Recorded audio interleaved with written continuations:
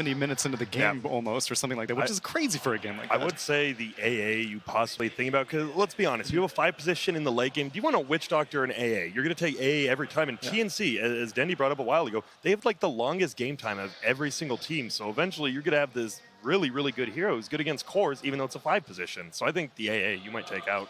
They played it similar to Navi. I casted a lot of Navi games in the group stage, and they would always pick AA. And they would pick some hero like Earth Spirit or Axe, and these heroes, and they play off this AA off cooldown. And I think TNC did the same thing. Yeah, they did. They missed a few of the ultimates, which was right the 4 staffs from Yang. Early game getting out of the AA ults, but eventually, right, you're just a spinning jug, and oh, AA blast hit me. Uh-oh.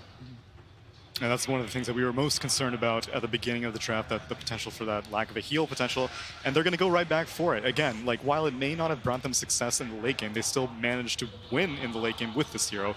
Ideally, though, TNC likes to operate in that 30 to 40 minute win window, I suppose. Yeah. I think, I don't mind it as much now. I don't know why they, honestly, I'm still going back. I have no clue why they picked that Witch Doctor into the A, but now you have a Shadow Demon, another hero who scales very well. That can be 5, 4, or possibly even 3, doubtful, but I enjoy them. Yeah, why not? I mean, this combo did so much work for them last game. It's so much magic damage. You burst cores, if they BKB, the jug would spin, or the... and then once the spin's over, they just combo him and he dies. That's the thing. They always had Roche. It's weird because the other team had a mag, but you had the AA blast into the pit. You had the Ice Vortex on the ground, and a Tiny, right, can just blink in, toss someone out. They had Roche control that whole game, even though there weren't that many Roches. We're seeing like a different draft already from Vici. They're giving Yang Tidehunter, I believe. Yep, and that was first banned last game. Yeah, yes, it was. So it's kind of different from the Enchantress. It's the opposite. It's a tanky frontliner, where Enchantress is a squishy backliner. You want to throw your spells in, your auto attacks. And then the Shadow Demon's obviously, like you said, a better scaling core than, or the support than the Witch Doctor. And it sets up. That's the biggest thing. Like Witch Doctor, you throw your stun, they can just run away from it, honestly, and get away. This, you put someone under, it's going to force reactions. You can force TPs back up, or you can just fully commit as long as you have another stun. That's why TNC bans the Lesh in the next phase. It's to, you know, the dual lane of disruption into stun. You get a kill. And some of the other setups, Mirana was already first phase banned by Vici Gaming themselves, but there are plenty of other combinations that you can do with Shadow Demon. Kunkka is still available in the pool. I think Vici might want to ban the Lifestealer here. It's fairly good against Tide. If the Shadow Demon is trying to kill him in the lane, he has Rage. It was also really good, like well played by Gabby last game, I think. Yeah. He got his Radiance, I believe it was like 20.5 minutes in, which wasn't that bad. He had like 1 bad death, but then once he got that, they could just move around the map, and I think just slow down TNC. They're going to get to that 30-40 minute mark. They somehow always do it. So one thing I was curious about, Gunnar, is the break mechanic I thought was something that made Nyx Assassin rise to prominence very quickly, maybe around 6 or so months ago. And ever since then, he's kind of fallen off, even though I see a lot of heroes that are susceptible to the break, like the Tidehunter. Is there any reason why you think that heroes like that, or even the Silver Edge buyers, aren't that popular against heroes like Tidehunter anymore? A lot of more heroes give more teamfight from the 4 position than Nyx, and like we said earlier, like Shadow Blades are out of the meta. Right. Same with Vendetta. There's heroes that are not really in the getting picked off anymore, so it's harder for him to find a support or even a core in the side lane and pick them off with Vendetta. I think it could be okay for TNC. It gives them vision, and that's the most important thing about the hero. It's also good against Tide, like you said. They do ban the Sand King. I think that is a good choice. So, you know, if Fog was right, we should be looking out for that Bat Rider coming out from TNC. And there's a Death Prophet. I really like that ban. It's just a team fighting a pretty dominant hero middle that, you know what, you have your ulti up, you just go push a tower, and who wants to fight into that? And the Lifestealer again, right? It also goes against like TNC, right? We want them to go to 35, 30 minutes. Yeah. And DP kind of speeds up the game. Bristleback being picked up by TNC Predator. This is a hero that it seems initially like it's very situational, and then teams make it seem very, very relevant, even though like I don't really see necessarily a great role for the Bristleback, because your fights might not necessarily last long enough to make him useful to get all those quill sprays out. Yeah, I think the fact that you can go into a fight with Phase Boots, Hood Vanguard, and you're doing 400 damage a hit is pretty Warpath insane. has gotten out of control recently. It is really, I'm good. a little worried for this pick, actually, for TNC. I think Shadow Demon matches up really well against the Bristle at all stages of the game. Because the Soul Catcher? Soul Catcher, and also if he ever gets Ags, he has a break. Yes, that's true. So late game, if the Shadow Demon, even if they put it on a 4, I think is possible. If he gets like a second, third item of Ags, this Bristle kind of falls off really fast. There you go. They get their team fighting middle, and that was one that was banned out with the Cropulus. I This is like the fact that you can like roll in. You have this boat and you have something to group around. That was the biggest thing. You didn't have a group around, and now you have something to group up with. This is the combination that LGD went for, actually, in their previous game. You think lore-wise, Tidehunter and Kunkka wouldn't cooperate, but I'm going to leave that for Slacks. If you just put it pure spell-wise, I mean, X marks the spot, and then you've got Disruption. You can buy so much time that TNC are like, can we save this person who got X? Can we save this person who got Disrupted? You all start grouping up, and then all of a sudden you're looking really primed up for a Ravage from Tidehunter. It's also a nice hero against these heroes like Tiny, who want to blink in, kind of combo a target and try to get out of the fight. If you get an X on him, he's fully committed to this fight now. I guess he's a mid now? Yeah, how are they going to do this? So whenever I see Shaker on TNC, the first thing I think of is Tim's. Yeah. But right now, I mean, Tim's had a pretty solid performance on he was playing the Tiny. Yeah. So you'd think that maybe they would just give it to him again. I guess core Earthshaker's a little bit better. I mean, they actually picked it and then Lifestealer's picked, but now the fact you can't get Initiate on, you have that Ags, you just jump away. But I love it. They just take the Lifestealer themselves. They're like, wait a minute, it's good versus like almost all 4 of their heroes, and they already banned out half the good heroes for us. I could see TNC doing a mid or shaker against a Kunkka.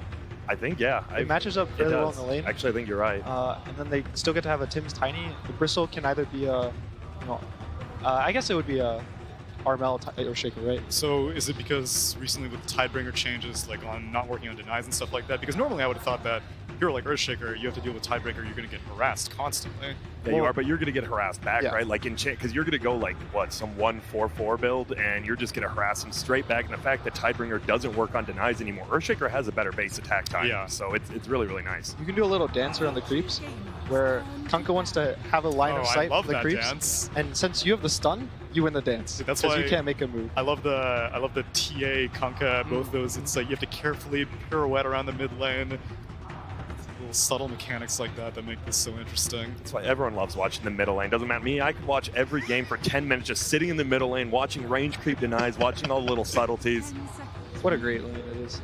And we're assuming it's the Earthshaker mid. I think it's a pretty good assumption, but they honestly on TNC they could still do a ton of different things. They could really do a Tiny mid. Yeah. If they really wanted to, they could AA for the Lifestealer. I feel like that's the most unlikely. I think it's probably going to be just a 5 AA. Yeah.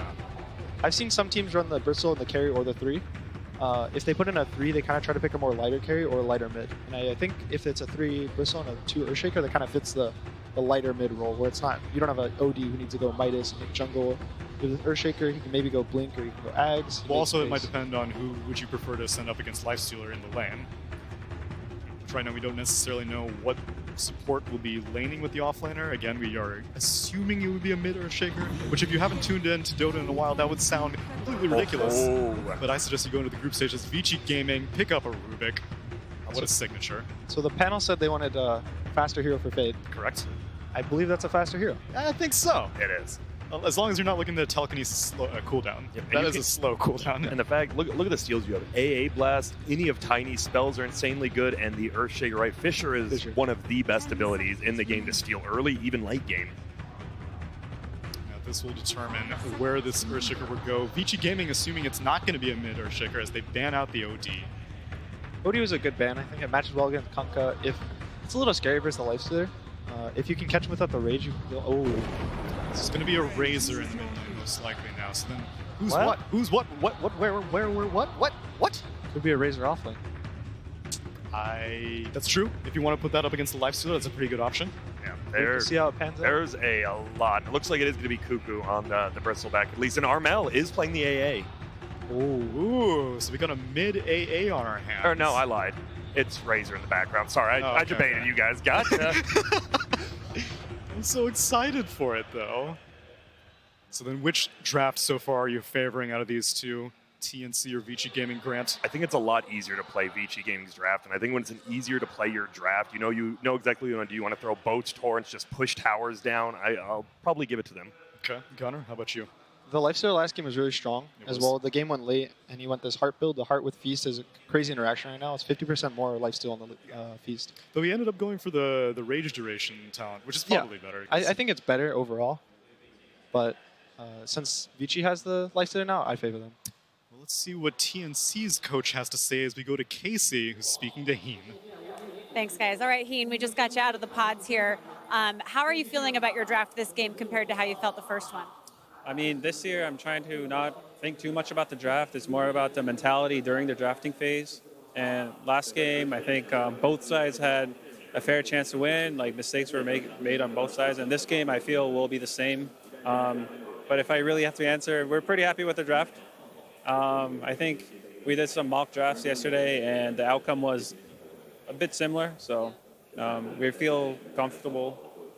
Really quickly, I know that was a really long game, and as an audience, it was really fun to watch. But I know as a coach, you got to listen in on your team and their commentary in game. So what was that like for you with a long game like that? How are they holding up? That's the first time I've listened to them speak in game, obviously, because that's a new feature here. But they didn't speak English. Well, I guess they got one in on you. Yeah. Thank you, Heen. Best of luck to you guys. Toby and Syndrome, back to you. You know, I love how Heen's like, I'm going to focus on the mentality, focus on like just making them really happy about things. And they were laughing their asses off inside the box. End of the draft, it's like they couldn't have a care in the world. It's like you're fighting on the main stage of TI9, potentially taking out one of the clear favorites of this tournament. And, well, let's have a laugh away as we go through it all. And he'd also have no idea if they had a good time last game because he didn't understand what they were saying. So you just gotta hope that they were enjoying themselves in that previous game. And, Yeah. well, hey, we have to work on some win's a win. communication problems. Did you have any communication problems? I know, you got to tell me. honestly, though, that last game really showcased one of TNC's biggest strengths as a team, which is they're very, very good at team fighting. There were so many like small intricacies in every fight that could have gone differently if they had slightly different plays. You know, Infest was used super well with the Sand King. Their initiations were on point. Vici Gaming, however, they were a bit lacking in the teamfight department. We know that was going to be the case. Fade had to have an outstanding game on the Magnus. I think he played all right. He had some good RPs, some fights where he didn't get anything done. And the main problem was like the disconnect, it felt like, between the Magnus and the Juggernaut, where they didn't really get to combine their spells in too many fights in a row. Yeah. So this time around, I think Vici Gaming have set themselves up for an easier to execute draft than the previous one. They have multiple ways of catching. They have multiple teamfight abilities with both Tide and the Kunkka. They could even steal one with Rubik. And their lane should be just as strong as last game, if not even better. Except mid, which will be hard for Ori against Razor. Yeah, but it's also, it's the Kunkka. It's a hero who we've seen, even in some bad matchups, still make the most out of it. Paparazzi's really hanging around for a long time here in mid lane too. He's trying to get a little bit of extra information. They don't see anything. The Observe Wards haven't scouted out any of the lanes for the moment.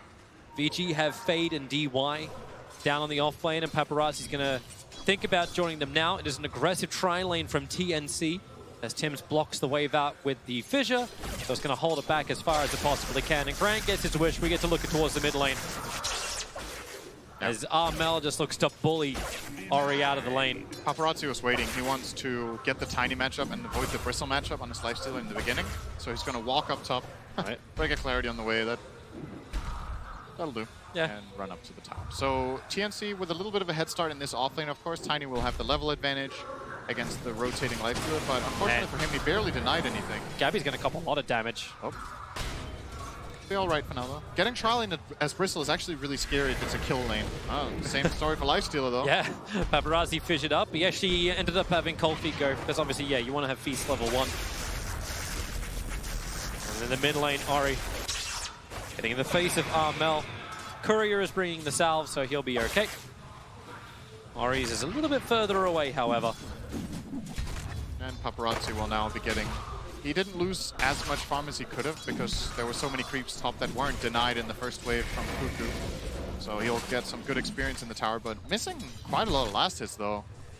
And Cuckoo got a couple of denies in too, so very nice for them in the start in the top lane. And bottom is kind of just chilling right now. I'm curious about the outcome of mid. I think historically this has been a super Razor favorite matchup, but it might be slightly better for Kunkka now than it used to be. So looking forward to seeing how well Armel / Ori will do in this lane. Or at least knows that Tims is hanging around right underneath the Dire Ops. They can't really do much with it, but yeah, bottom lane, Gabby copping a lot more damage. Feaster got his level 1 Fade Bolt, but Gabby burned through one of his mangoes, now will be salved up. Is that why he likes Rubik so much? because Oh, this is Fidge spell block after. over on Ori. He's got no way out of here. Just has to TB. He's only going to the tier 1 tower. Doesn't want to leave this lane because he does have the salve to get himself back up to full health. But he's been waiting for this moment, keeping Tims there.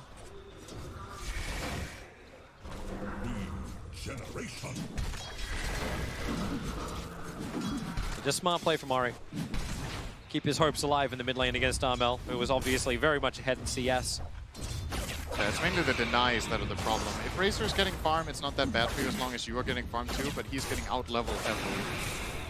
And that will become a problem. Once Razor hits level 6, could maybe run you down with a Shaker Fissure, get blocked off and you get killed. And Gabby's game is not too bad either, honestly, considering the starting tri-lane and then this current dual lane. He's doing all right for himself. Staying kind of afloat, somewhat similar to the Lifestealer in the top lane. Tims is coming again, but Ori sees him coming. So Armel already having the static link broken. This is a lot of wasted time for ES's rotation. Obviously, you can't do anything without a paparazzi on top. Any harassment you do, like Feast is just going to regen it back up again. If you get in too deep, then DY is going to punish you. In my opinion, this is not that good of a Shaker game. Especially because of the early stage that you talked about. But he can, of course, always come up big later with a good Echo Slam. Just trying to pull the wave here and not letting that happen DY with the Disruption. Very appropriately named for that situation. Disrupts the pull. I love how Tims was, while that was happening, he was trying to pull with the illusions on the camp, but he mispulled the set of Mind Stealer. So DY has been stacking everything else on the side, but he's been trying to stop the stack on the hard camp to pull to the top lane. Oh, he's gonna let Tims do it this time, DY. Interesting. I wonder why. He does have mana for a disruption, so he could easily stop it. And even if then he has a mango. He might let him get it because he will get the bounty then. But I don't know if that's gonna align. Yeah, 20 more seconds. Suppose the creep wave will be so far back, right? Yeah, that's what I'm thinking. Like, if he gets the wave in the tower at 445, maybe they will not be ready to get bounty runes, but I still think they will. And he doesn't look like he's interested in contesting them anyway. But maybe they'll get 3. Might contest bottom lane. They could get 3. Because you got Fade coming over, so yeah, Fade should be able to secure bottom lane, but Yang's in a lot of trouble. There's way too many stacks of Quill Spray. Really don't know if that's going to be worth both of the bounty runes, because they dragged off the support as well. It's first blood. That's 600 gold. Yeah, not worth it. I think that's worth it. That is absolutely worth it for Gabby. Dire's middle tower is under attack. And I don't know if Tide will be having a good time down here anymore. They're going for Armel. They know Static Link is down. X-Mark, Torrent up, DY is moving in. Tims thinks he can do a little bit more, but you've still got Fade who can pick him up, and with Destruction, throws him to the other side of the rock wall, underneath the tier 1 tower. Tims can't help out anymore. In fact, he tried to keep chasing down. All he had was a totem. So a great rebuttal onto Armel. And my god, did Vici need that? 19-1 to the 33-15. The level difference was, well, it was a full level before that happened. And now they efficiency shrine them back into lane. Smoke up from TNC. Of course, it's TNC. Lost a hero, what do? We attack. Yeah, looking to make a quick move of their own. Looks like it's unlikely to be successful for now, unless, now it's very unlikely to be successful. Invis Rune Fade breaks it. There's no Sentry Wars, there's 2 obs on Tims, but they have no detection. So disruption will begin. Cuckoo's nearby, he's gonna find out there's a big stack just over on the side. So they're gonna help bring that down. In fact, Bristleback may just try and farm that while he try and farms up DY's life. DY doesn't have much more to give. Down very quickly, left an Observe Ward behind. And Gabby gets the stack. Yeah, that's a full triple stack as well. All of it prepared by DY. That's damaging to the VG economy. Good fluff. Oh, even better fissure. Tims ramps around the side of the torrent. Will create a little bit of extra space. DY's nearby too. Starts the disruption in TNC. With 3 heroes are fighting between the tier 1 and tier 2 tower at mid. But they may go again. There's still 120 damage stolen over on the Razor. Can't get in range to hit anyone though, but Gabby also ready to dive. They'll get rid of that ops. Vici feeling like TNC knew a little bit too much there. But they've left the side lanes alone. Yang has been farming up and pushing as well as Paparazzi. It's a little bit of space for the 1 and 3 of Vici.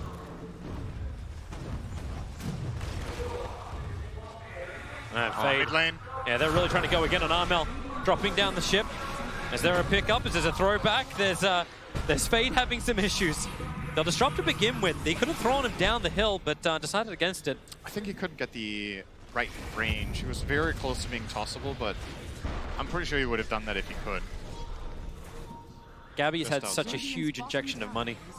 He just took an Ancient stack that was prepared. They're going to get another double stack up right now. And Garmel can help with the Plasma Field, and Gabby can just take the rest of it with Quills. And this is going to bring about a very early Hood. Nothing like some good family farming. Everybody together. Family affair. And same time you see an Urn now coming out in Rubik. Not deciding to go for the Arcane Boost. In fact, you're seeing Fade, he's just directly rushing into the Spirit Vessel. There's nothing else that he's looking to complete. Yang was just left alone to take a tier 1 tower bomb. At 8 minutes.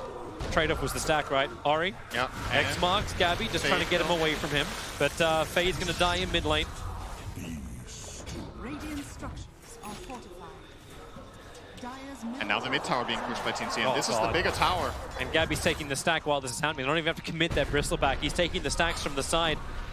Yang's trying to have his own little battle with Tim's. Ori, X marks his spots on cooldown for the moment, trying to go for a blind torrent. Tim's a little bit off target. If Yang really wants this, he can commit the Ravage. He may have to do so because Ori, the Plasma Field, Armel just moves over from the mid lane to find the kill, and Fade's got nothing more to give. Yang, he's got 1 charges. He's going to burn the Ravage, eclipse the bristleback on the back lines, but they really just want to kill off Armel. He's dealing all the damage out of Paparazzi, so he's hitting like kittens. Armel through the trees. He's still got 75 HP, but Paparazzi's got negative 150 damage. Kuka will create some space with the avalanche toss, and Yang will in fact die.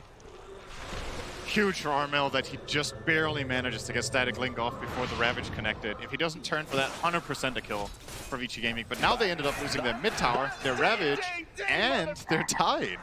So huge segment there from TNC, and maybe they'll even get 3 bounty runes. At least AU is trying to perhaps get some information here so he can get an additional rune, but looks like he is wisely backing away. Or is he? Don't know. Probably feels he's okay. Behind. Okay, He's just taunting in the lane. That's all he has to do. Yeah, it'll be a 2-2 trade-off. I think Ty's trying to get his own money in now, to try and complete up this Vlads for his team. They need the aura. Hand of Midas is flying out as well on the courier. That one will be for Paparazzi. Gabby's going to have all the money in the world. He's now sitting at 5.3. This will move up even further with these 3 big Ancients to go down. So we're 10.5 minutes in and he's cracked 5.6k net worth. Yeah, he's super hot. And consider this was a 3rd pick Bristleback. They had ample opportunity to try to counterpick it, and they built their lineup, which hasn't been successful at countering him at all so far. They didn't really pressure him very much in lane. A little bit, but not too much. Oh, toss in. We're already starting with the static link over on Paparazzi. He has to open wounds to try and outrun this. Gabby's moving over too. They'll try and slow him down. Ice Blast, well off target. But it won't matter if they can keep that chase going on Paparazzi. Difficult. And they will back off. All they want is the tier 1 tower anyway. And Vici aren't in a position where they want to try and fight. Like right now they've got Rubik leeching some experience on bottom lane. He can TP up towards the top, and it looks like TNC will back off. The fortification has dissuaded their push. And they're actually going, okay, so you got the Vanguard. He's going Crimson instead on the Bristleback. And it's the Hood on the Razor. So they have Pipe as well as Crimson Guard from Vici Gaming at a reasonable hour. Yang, space being created by DY. He's got Ravage off cooldown in 10 seconds time. Paparazzi thinking about coming in. That's a nice Ice Blast on the back. Until it hit absolutely nobody. Not so nice anymore. Nice can also mean that it looks pretty, Toby. It does. Beautiful. And it was a very nice Ice Blast. But yeah, TNC didn't manage to connect on that one, but they still got some good damage on the top tower. Oh, Rubik actually got the Ice Blast. That is a big steal. And look at Armel come over. It's like, guys, we're going to kill him. We're going to kill him. Plasma Field through the trees, begins the TP, realizes there's no stuns nearby. Tiny, I mean ES, sorry, was looking for the fissure.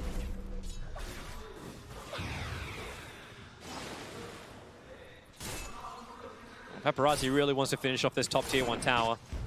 There's money going begging and also just has to restrict the movement of TNC.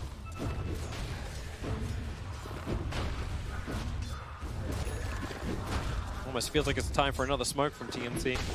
They're carrying one on the AA. But they don't have a dead hero right now.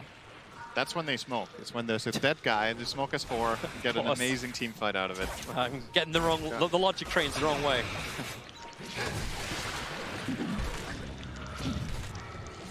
And you see the reason why the Spirit Vessel is just being totally rushed by Vade. They need to put that on Gabby every single fight. Yep. He cannot stand on the front lines.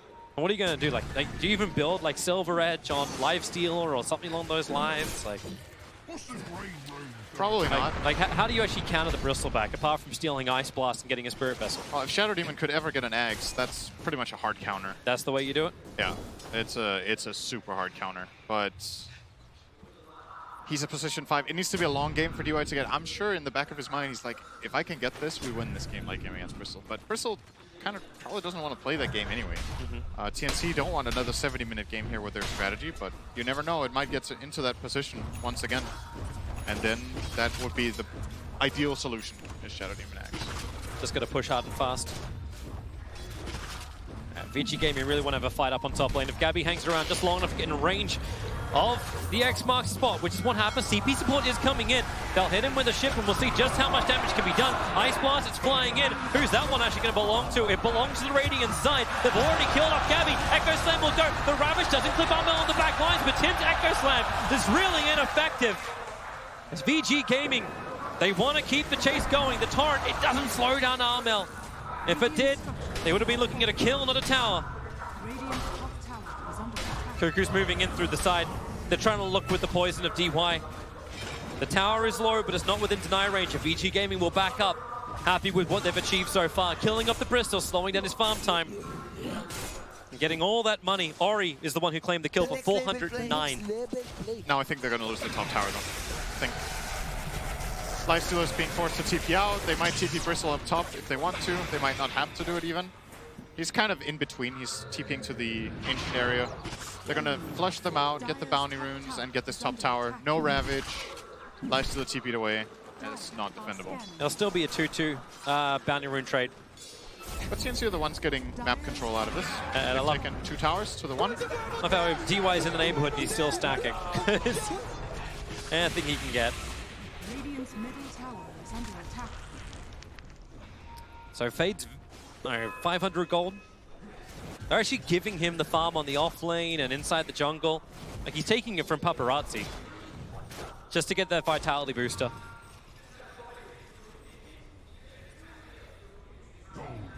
TP in towards mid. Coming a little late. Ori wasn't blocked in by the fissure of Tim's. So he's just waiting this out. With Cuckoo arriving. No blink dagger, but high movement speed. They can look towards the top lane. The tier 2 tower is being bodied right now. Gabby will try and tank up the creep wave. A lot of Quill Spray stacks up and running, but fortification delays them. But this is just buying time for Paparazzi to push bottom lane. He still wants to have the Radiance before they fight again, and they need to have Ravage up and running, and that's on cooldown of Yang for another 30 seconds. TNC being careful, scanning inside the tree line. They don't want to get jumped, surprisingly. Oh, Tim's? No. They don't go on this. DY is nearby just in case they try and push him. That TP took a while. That was a really good TP, though. If he runs back up, he's running into the Tiny. He knows that Shaker doesn't have Echo, so he can't get in and get that instant stun. Has to get the enchant off. And he does manage to get out. But that was a really awkward spot he got himself caught up in. Yang wants to fight. They have the Observe Ward. They know that Armel's still nearby, so DY going to start with Disruption. Purge is available. How much control have they got? Pick up, throw down, Ice Blast. It's going to connect over on 3 heroes, combining with the Avalanche with a Ravage from Yang. It'll create the space back again. Cuckoo, well, you'll have Toss stolen, so throw him around, throw him in. As well, run away. Gabby, he's now arriving. Fade, trying to get away from the cold feet. Gabby wants to focus down on him. They're still 2 dead for the moment, and it will be a very dead Rubik. Fade was worth quite a lot with all the space and farm he's managed to achieve. Yeah, 440 gold per ML. That's pretty... It's not an even trade, but getting that exit kill definitely helps with the overall trade-off. And that was, of course, another Ravage fight. So now there's downtime. And this downtime will be used to pick up a Blink Dagger for Tim. So now things can get really interesting for TNC. They need to start fights with probably Cuckoo running it. Wait, does Cuckoo have less net worth than the Tiny? Oh, they have pretty much the exact same. I was like, wait, Tiny is not even close to Shaker's items, but Yeah, it has some different items. it's actually exactly the same net worth. Actually, 20 gold the difference. Yep. So you want to set up the fight so that you can get a good echo, ideally. Or you can lead with the echo, but that's dangerous against both Ghost Ship and Disruption. So you probably lead the kill with Tiny or with Bristle, get a response, and then you can turn it around. You see they're forcing Roche right now. Yep. Bristle can tank it, he'll keep stacking up the goo, and if a team fight breaks out, Shaker has the dagger. They should know it though, he walked through a ward now, so they have ample time to click him. It's just a little early though for him. Oh, here comes your avalanche. Toss comes, Ice Blast. They're going to avoid a Vici Gaming. Up the hill and away, but a Blink Echo Slam connecting on 2 with a Fissure onto 3. They'll buy some time for defensive disruption, and Armel's caught on the wrong side of the rock wall. Dead for 44 seconds, but it won't matter when Gabby continues to stack up the Quill Spray stacks. He's going for Yang a little bit further up, while Fade has to battle against 3. He's almost up. They're just tossing everybody around. As then Yori looking for the cleave. You can't get it though. Gabby's already got him with a Fissure. Now he'll get it onto AU. But they want the bigger one. They want Tim's. He's the man to start this. And they're going to bring him down. Cuckoo's not done just yet. Ori, toss him up. Try and get him onto the Radiant side. Gabby's moving in, and Ori knows he's dead. Gabby with a triple kill. He's still the Invincible, but he wasn't there for most of that fight because he was fighting the Titan to keeping him away from the engagement. Keep in mind that Roshan is not dead yet, and Ravage is up in 10 seconds. Yep. That was 2 support buybacks from TNC, but if they manage to get the Roche, it'll be all worth it. If they don't, however, and lose a fight, they could end up losing the map in a big way right now, being de-warded. Vici Gaming are getting their heroes up and alive soon. This is a pretty slow Roche kill. Really is. Even with Solar Crest, this is taking them forever. They've built up the stacks finally. But Tim's will come in to help land the stuns. VG don't want anything to do with this. They're going to let it go. And do you give this to Gabby or not? No, you give it to Armel. I think that's better too. Like Bristleback, Bristle with Aegis is like pretty much invincible, but then at the same time you have another core that's exposed, and then the call from the enemy team would just be, well, we're kiting Bristle and we're killing the Razor. Now, there's no good choice. You're not going to kill the Bristle first, that's very unlikely, and killing the Razor first is also not very good because of the Aegis of the Immortals, so the upcoming fight for Vici Gaming is going to be really difficult, and maybe they're just not going to try to take one at all. Maybe they'll just farm. Paparazzi's close to Radiance. Anything else coming up? Kunkka close to Lotus Orb. They can remove all the Nasal Goo stacks. Reflect the Static Link. It's a lot of patience from VG Gaming, but this game feels very different to game 1, where before it's like, oh well, we're in power buffed up, we'll just be able to outfarm them and outscale them. But I feel like the majority of Vici's hardest games, win or lose, have actually been with Magnus this tournament. It really feels like, oh, bottom lane. have a crack, disruption up, Gabby picked up, thrown down, perched, having a hard time walking this off, but at the same time, Yang, what are you going to do? Is he going to commit the Ravage? Support is on the way, Paparazzi has arrived, but they burnt most of what they had on the Bristleback. Keep in mind, there's no Spirit Vessel charges now on Fade. That item which he rushed up, they haven't been able to actually get kills with it, or he hasn't been around when kills have happened. So the charges are going begging. Yeah, very necessary. The healing block, the damage. Bristleback has super high max HP, so lots of damage coming out from the Vessel usage. When he's high on health, it will hit hard. And I like this from TNC. They have a Siege Creep, they have Aegis, they have a fat Bristleback in the front. Let's go, let's take some towers. And Vici Gaming will try to defend. Yep. As we talked about before, who is your target? Fade's got good clearance. Lotus Orb is up, Radiance is up. Paparazzi will be the primary one. Sorry, Gabby, he's a little bit closer. Here comes your ship. Torrent combination with the boat. Armel moves forward a little bit and creates some space, but they don't get anything out of this. The ship down. There was no commitment. TNC will easily take the tier 1 tower.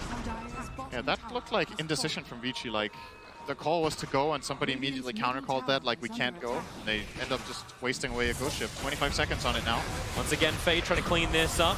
Tim's Cuckoo looking to jump in through the side, and they're going to get it. It's a nice Ravage over on 2, and actually the spill damage. Rizzle died so quickly. What? I am uncertain, but Armel, he's certainly dead. In behind the back lines, looking for his own kill. Disruption from DY, buy some time for Yang to move away. He wants to stick around for the extra gush. Maybe an anchor smash. You've got good damage from Cuckoo, and then the Fidger. They hold him there, but Armel can't go anywhere. He's trapped inside the rock wall. Cuckoo, he stopped his TP. The creep is going to chase him down. You've also got DY on the back of Tim's. Does he see him? He does, but he doesn't have disruption. He can't kill him. He tries to pop him with the poison, but it won't work. Can we see that again? What was that? I think Kuku got X marked, that's why his TP got cancelled, but he actually he just ran away. So that didn't really matter very What much. happened to the Bristle? Yeah, he died real fast. He has like, he's got Solar Crest, Hood, Vanguard. All these things should spell life. I know there is a Soul Catcher, of course, but there was no Vessel. No at the Spirit time. Vessel. Okay, let's see. So he's crested up. Ravage. Paparazzi's just nailing him from the front. Okay, that's it. He It's just just- never turned. Oh, lifesteal. Well, he got ravaged with his front turn toward the lifestealer, so he got in like 3 hits, 4 hits. Yeah, that's a quick kill. He's not tanky against that right now. Because yeah, you've got the defensive Solar Crest on yourself, but then Tide puts an offensive one on you, and it's kind of negated. So lifestealer is still dealing really good damage, even though he doesn't have any minus armor himself against the Bristle. And Gabby just overestimated himself. Yeah. Again for that. It was a cool play call from TNC though. They had a max range fissure, they had the Ice Blast over the top, but Rubik got off all his 1 charges before he got Ice Blasted, stayed alive, and they easily cleaned up the Bristle and more.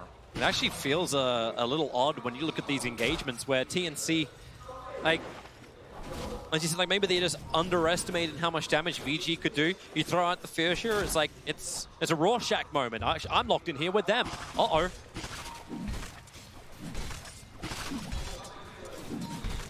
And Fade's not done yet. He wants to look for more. Farm up that Ether Lens, get himself something nice. Ori's able to snipe out the rune. Seems also a little harder to target him down now. Just wait for the right Lotus Orb timing. Not as easy for the Razor just to run in, get whoever he wants.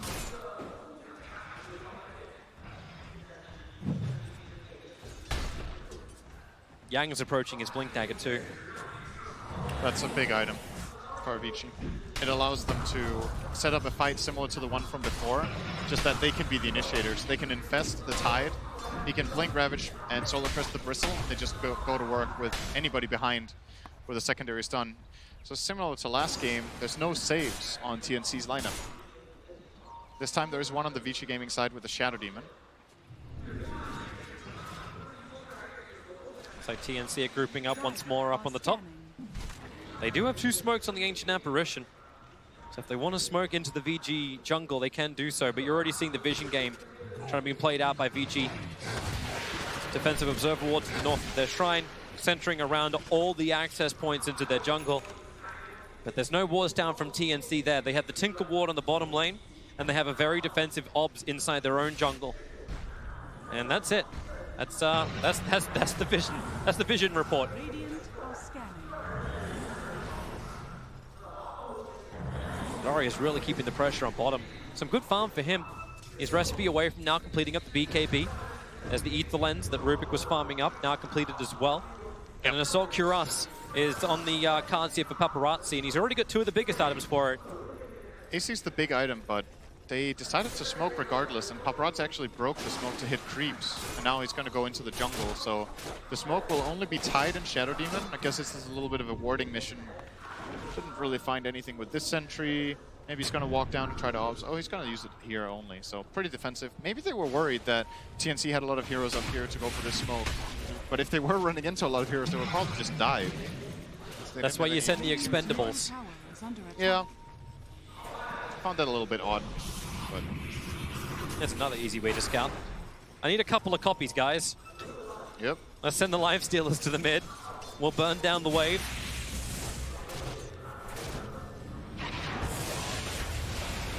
Vici have done a really good job of just slowing this game down.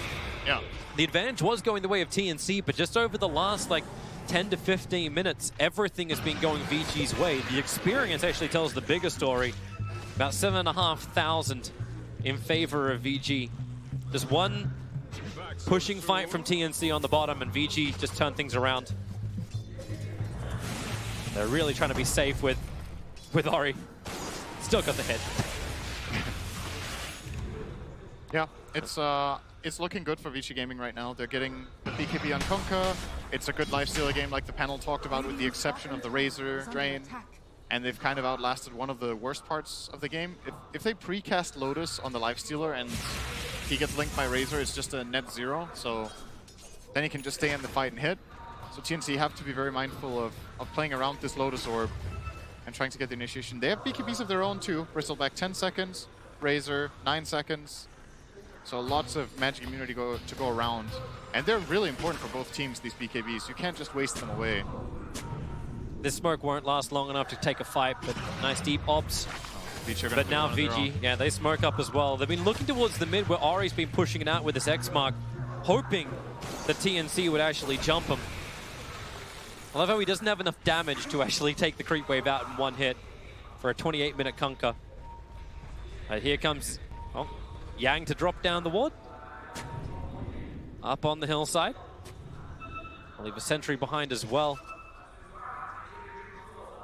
I feel like I'm watching the same game as last game. Just running past each other in smokes, placing wards, and then farming creeps. It's like both teams just understand where they're going, right? Yeah. So it's like, well, okay, we'll take the objective on the other side. We're not going to take the fight. It's a very natural way. It's the layout of the map makes it make sense to play like this, but That's the first. Sorry, I thought Gabby was actually going to have a crack. that would be a very bad idea, I think. He doesn't have the information. But during the group stage, we saw a lot more aggressive invasive maneuvers, in my opinion. Oh, DY. He just saw the observe board that was planted on the Ancients. He understands they're right behind it, but the Torrent, the ship, combo, tied under in the back lines. The BKBs, however, protecting TNC. The Ravage wasn't good enough. Same with the Fissure from Tibbs, keeping the back line of Vici under control. Gabby now can start stacking up the quill sprays. They've already got the kill over on the SD. Everyone else is trying to get back out. Paparazzi needs a vessel. He needs to infest. Ori came in close to give him that, but now he'll lose his life as well. VG, they were asking for it. TNC, they gave it to him. Perfect BKB usage. I think both of the cores completely avoided the Ravage. They did. And the Shadow Demon as the first kill is perfect for TNC. That's the save. That's the guy that can extend the fight so BKBs expire. And then they would be able to turn around. But this Tiny is just working super well for TNC in both games. On 2 different players as well. Nice blast. Yeah, it'll hit Fade. So that's a tower. Yeah. And TNC's back in the lead. That's all we need to do, right? It's like say, okay, so this game is starting to go the way of VG Gaming. Let's swing back the other way. And let's have a look at this fight. So great initial stuns, but then BKBs on both Gabby and Armel both get off before the Ravage of Yang can connect. And they get the Ice Blast onto the Tide. He has to run out of the fight, so he can't stay and help. And at this point, the fight is already lost, actually. So quick and easy for TNC, and they will get a Roshan. Another Aegis and Immortal their way, and this one comes with a cheese too. So Bristle takes the Aegis, Armel will take the cheese. So this time they're swapping it around. Or well, they didn't have a cheese last time. They're putting the Aegis on Bristle this time, because he was like, okay guys, I am more. This Observer Ward's going to give him really good information to try and fight on bottom. So you can see TNC coming to the bottom, and well, no, okay, never mind. There's the curse kicking in again. Yep. Defensive vision now. Right, Ayu wanted that creep, he got it. The line's definitely been drawn by Gabby. Push, bottom lane. As far up as we can possibly go. Ravage is still down for another 21 seconds. Which probably means, like, with the creep wave coming, VG could try and fight. Radiant's middle tower is under attack. Like, they had the AC completed. Fade's got 1 Spirit Vessel charge. This fight is very difficult. You have to either bait BKBs and outblast, and then you can Ravage, or you have to blink and burst people. But you can't burst the Bristle, he has Aegis. The Razor is super hard too, because he has cheese, so you have to kill him from 100 to 0 in one go. You don't have any... I mean, you have the Vessel that you can BKB cheese. TNC quickly smoked, but they did it underneath the VG ward. So VG should be very much aware of this. Gabby, Armel, EA. Why do I feel like almost that TP towards the top lane of Tiny with the smoke was almost a bait? They want someone to feel like they can come out and fight, and Paparazzi is that man. Oh. The Ice Blast. Oh, no! What? He wanted... Okay, so Tim's wanted to 4-staff Blink Echo, then he 4-staff Echo. Maybe he had cooldown on Dagger, I didn't see it. But that tree is so dead. He echoed it real hard. It happens though. No one right here. It's not that big of a deal because Vici Gaming aren't really in a position to make an aggressive move right now, so you can just chill and wait for the Echo to come back up. If you take the fight right away, you still have Aegis for another minute. But that doesn't mean we can't have fun with it. It happens. It's all okay, all right. Yeah. As The cool thing was the play itself, where they smoke and TP the Tiny away and stay, like you pointed out. That was a really cool play. Paparazzi was not expecting that at all. But fortunately for him, bit of a misplay from TNC in that instance to go for the kill. very rare thing as well on Tim's ES. Like, he is a god on this hero. But everybody makes mistakes. that they do. I'm liking this atomization as well from Vici Gaming. Like, the 4-staffs are starting to begin. Fade's got his picked up. Ether lenses for the support so they can hold back as far as they possibly can. And the push is coming in through the top. Gabby, he's manned the front lines. Quick early bash out from Paparazzi, but Prospect does have his back turned. The blinds on field hits him pretty hard. He's actually perched up too. What are you going to do here, Gabby? Apart from potentially break the Aegis Immortal, they won't even get that, or will they? X-Mark pulling back in. The Spirit Vessel taking away all this regeneration he wants. They 4-staff him, so he dies mid-push. The poison stacks killed him off. Plasma Field's going to clip him. Open wins again. Paparazzi protected by the Lotus Orb of Ori, but the volley is beginning from Cuckoo. Aghanim Scepter is being completed. That was a beautiful kill, though. Radiant's bottom tower It's a really good spellcasting, and I don't know if they couldn't 4-staff him earlier to get him out of there. They have 2 4-staffs, but He had his back turned. yeah. It was almost like they were trying to bait it, but they didn't have Echo Slam, which it seemed like Vici Gaming were aware of. I'm not sure they saw Shaker. There was no vision of that. I don't think they knew, actually. But yeah, Actually, maybe someone attacked from this. I don't think they saw him echo the ground. I'm pretty sure they didn't. Hey, look, they changed the ward up this time around, TNC. They put it on the hillside. They didn't put it over on the tree line. And VG Gaming put down their own sentry looking for it. Not going to find it. And that is the job now of DY. It's a very thankless job. I think good plasma field scouted there from Fade. Hit it? Yeah, it did. Nice. That was, I don't know if that didn't seem intended. He's just farming a camp. It's Sometimes you're allowed to get lucky. unintentional awesomeness. But Fade really is just putting all his money into farm. I feel like he's taking so much farm on the map. He's got more net worth than the ES does at the moment. Which is kind of surprising considering the start you saw from Tim's, but he just had to create space for the rest of his team now. They're waiting for the 35-minute runes. Paparazzi is sent in. He'll rage up the torrent. Well, they're expecting Gabby to come in a little bit closer. With a Ravage committed, they're going to get through it. Gabby's down for 80 seconds. Tim's was stunned on the sideline too. Cuckoo creates a volley, space creation, backcourt deep. Vici don't want anything more. They got what they wanted. They got the bounty rune and the Bristol. TNC have to be in better position with their 4-staffs. If they're going to send in Bristol as food, you got to be able to reposition your food so it doesn't, you know, expire. That analogy is just, yeah. It's very digestible. Yes. They're attacking in towards mid. There's the X mark. It's just Kunkka trying to get in nice and close. Cuckoo, 4-staff. Nice push away from Tim's. Cuckoo was just able to turn himself around and get away. But that's the tier 1 tower drop. VG looking to amp up the pressure. Bristol back. The only reason why he's not buying back is one, he's short of money, so VG may feel like they could force it. Armel, oh, he cancelled his TP! There was no Ravage, there was no stun! Now Armel is totally trapped in TNC! The cracks are beginning to show in the armor! A quick first bash as well from Paparazzi! Another second, why not?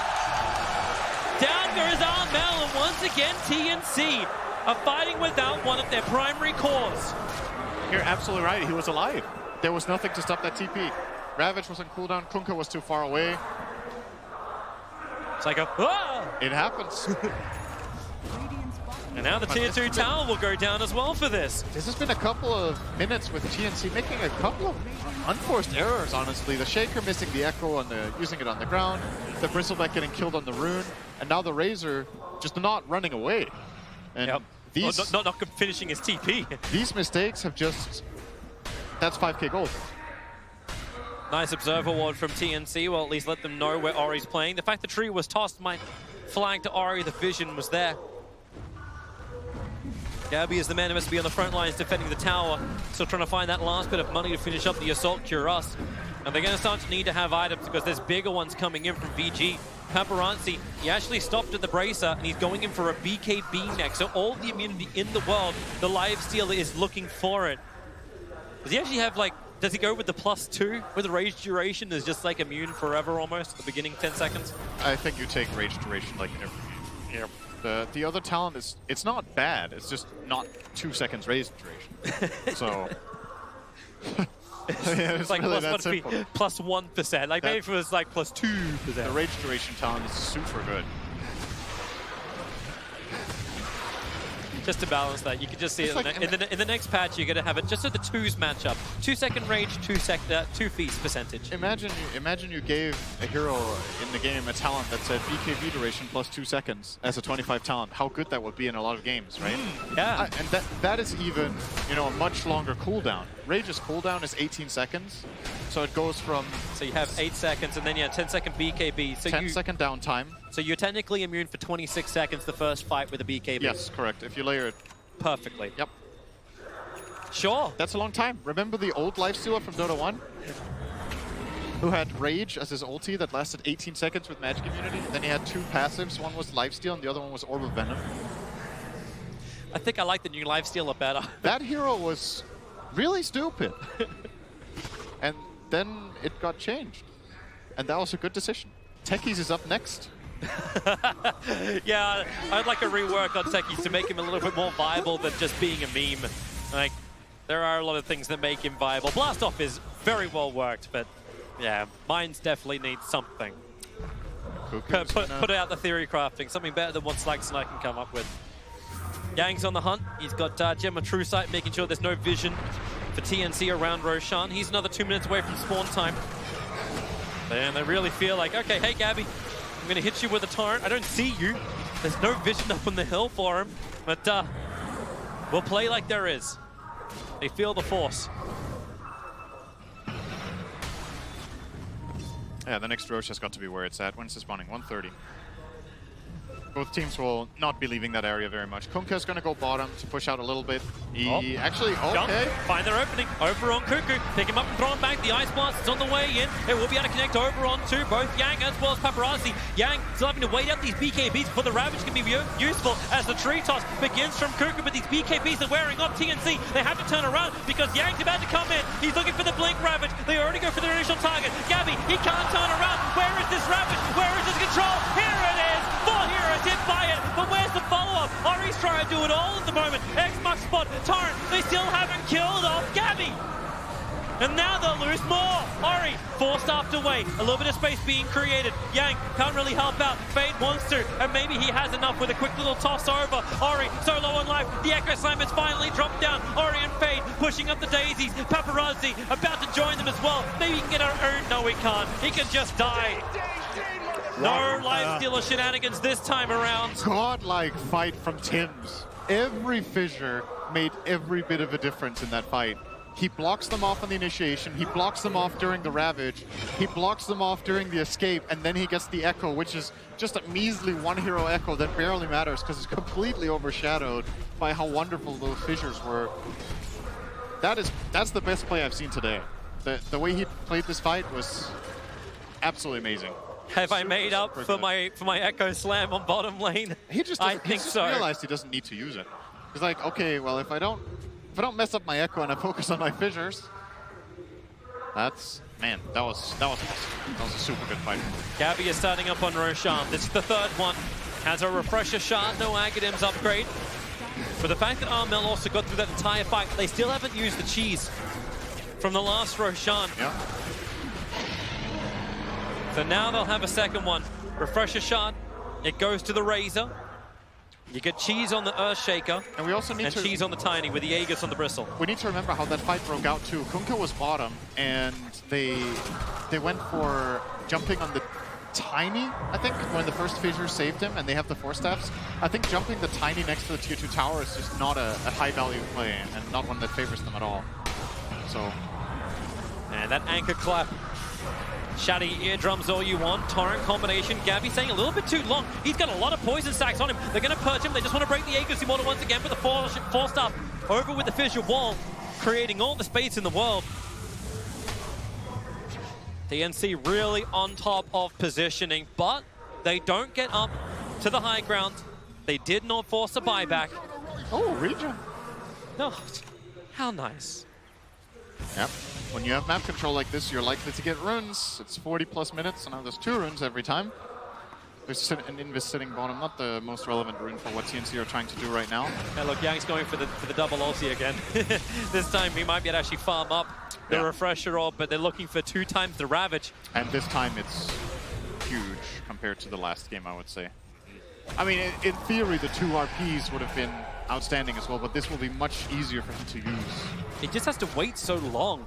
Like, they still waited for the BKBs. They were 9-second duration BKBs in the last fight, actually 7 seconds for the Razor. But they are starting to get lower. That wait time and that immunity time is definitely going to drop, especially now the BKBs on Paparazzi. Like, he had that in the last fight too. We did see that long immunity duration. They're going to put it to the test. He's going to break the smoke over on Gabby. Fisher will connect. Is there something to help? DY wants to. Defensive disruption. Tims doesn't hit on the Echo Slam. Instantly they want to move away, but Purge actually, it's over on Gabby, but Tims creates more space. Volleying forward once again. Almost impossible to move through that volley.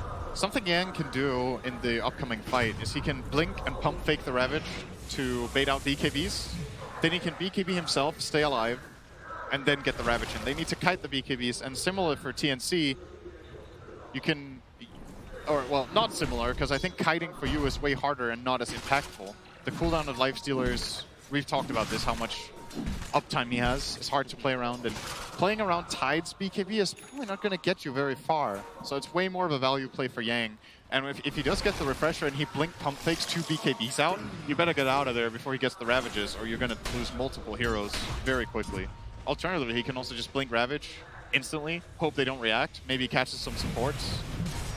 Really wants to get rid of that Radiant Observer Ward, but it's so dangerous to come close to the volley. Another quick trade toss, they'll send in their immunity lifestealer to do it. Kuko's damage is super high with the Ags Daedalus.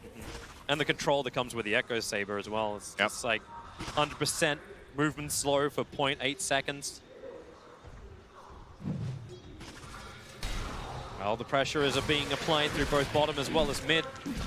Yang does have the double Ravage, but do they have the opening? He jumps in for a quick anchor.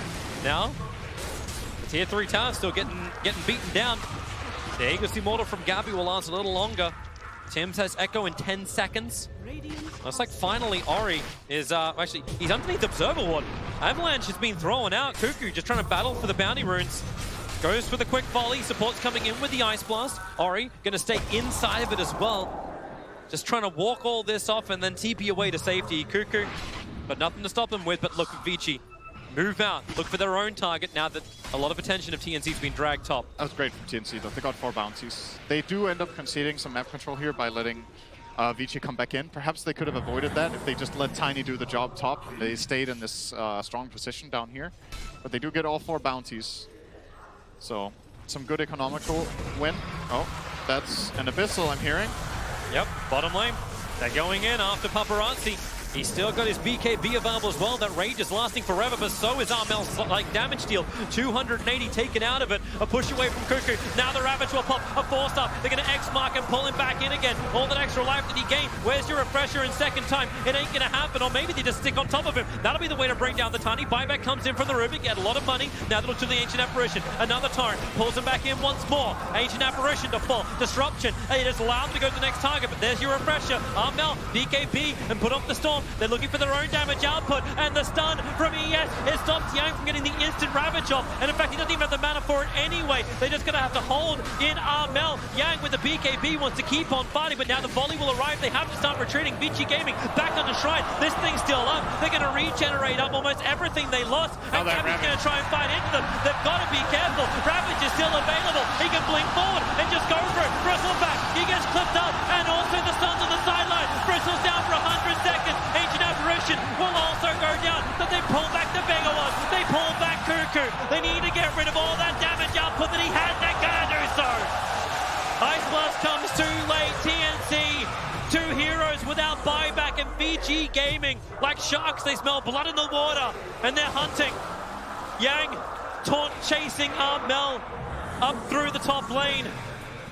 He's wasting time, however. Vici need to push the lane. This is a huge kill though to get. Oh, with a gush. He's still got static link available. There's no stun. There's no way he can actually cancel the TP. That's the goal right now. Kunka's coming over. He'll BKB TP away to safety. Safety for Armel. And in the meantime, Lifestealer and Rubik are still mid. So they pushed out that wave and they're going to try to go high ground. Good Fissure is going to buy some good time here. Still a big creep wave pushing in through the top lane too, and Ancient Apparition is forced in the bottom. So while Paparazzi is going to be knocking on the door, taking anything more than a tier 3 tower may be problematic because they'll look for a trade-off. Here comes your Ice Blast flying in, catching everyone a long distance, but Razor so low on life. The Oyosoft trying to protect it, but it won't happen. Fade just volleys him down. But now what do they get? They're going to buy back out from a Razor, but there's problems on the bottom lane and top. The Catapult double waves really did a hell of a lot of damage. Yep. AO may have just saved a potential lane of Rax there with this bottom push that he was doing with AA. Tims, this is a solo kill. Jumps out, can grab the double damage room. Fissure, maybe he doesn't even need it. Echo slams, a quick 4-star. TY, the Yule Scepter, he went up in the air and now Disruption. He'll go 2 different ways. The Ice Blast flies right over the top. TY needs to kill off the illusion, won't help. Gabby will find him. Demetrusite has been dropped. Still a 1-for-1 trade-off as they keep on battling. Maybe with a torrent. Where's your boat? It's off cooldown, but they don't want to do it. The BKB's protecting TNC for the moment, but they're such low durations. The TNC know they need to back off once more. And Tim's used buyback. So did Shadow Demon actually, so never mind. But Tim's is way more valuable. He's much richer. His buyback cost, I think it was, let's see, 1,200 to the 500 of Shadow Demon. So that's about another 1,000 gold before the gold loss itself. And the fact that Vici were able to get there in time means they also recovered the Geometrusite, so there's none of that value lost either. Very problematic for the support to try and survive. And you're going to get your Silver Edge, it looks like. It is. It will happen. So we have Silver Edge for the Conquer. The Daedalus, there is enough money for Paparazzi to buy that right now. His surplus is 200 short of buyback. Yep. I also love how Fade's been working his way towards this scythe for such a long time. He's like, I'm fine. I got this. No matter what, I got this. Now smoke up from Vici. They have 2 Ravages, and there's Bounty Rune spawning. This is pretty much the perfect timing. And there's no Echo. Oh, this would be a great Ancient start for the Apparition. AO. He is going to go down quickly. Dead for a minute and a half. It might seem like a small kill, but he has no buyback and dropped the gem. And Roshan spawns in 10. Yep. That's the bigger part. If VT Gaming see this without the Ancient Apparition blast, like, can you take this? That fight, I think, is next to impossible for TNC, even with a good Echo. Unless Vici line up for them to land the perfect combo, it's going to be tough. Oh, stolen volley. That's one Fade never wants to give away. He's going to go through almost the full duration of the steal for it. It's a pretty pitiful tree volley compared to the real Tiny. To the real one, yeah. Oh, Roshan's alive and VG know it. It's a big boy. He's got all the items. This is Roche number 4. Where's your Aghanims upgrade this time around? Do you actually even give it to the SD so we can keep purging up? I think giving it to bristle? SD is really good. It applies break when you have Axe. That's why it's the hardest counter to Bristle. Maybe in the whole game. I think Shadow Demon Axe has got to be one of the absolute highest on the list. But are they seriously not giving him the Axe? Who are they giving it to? Lifestealer? Wait, what? That, He's going to assimilate now? That's like the worst Axe in the game. Maybe it was a misclick.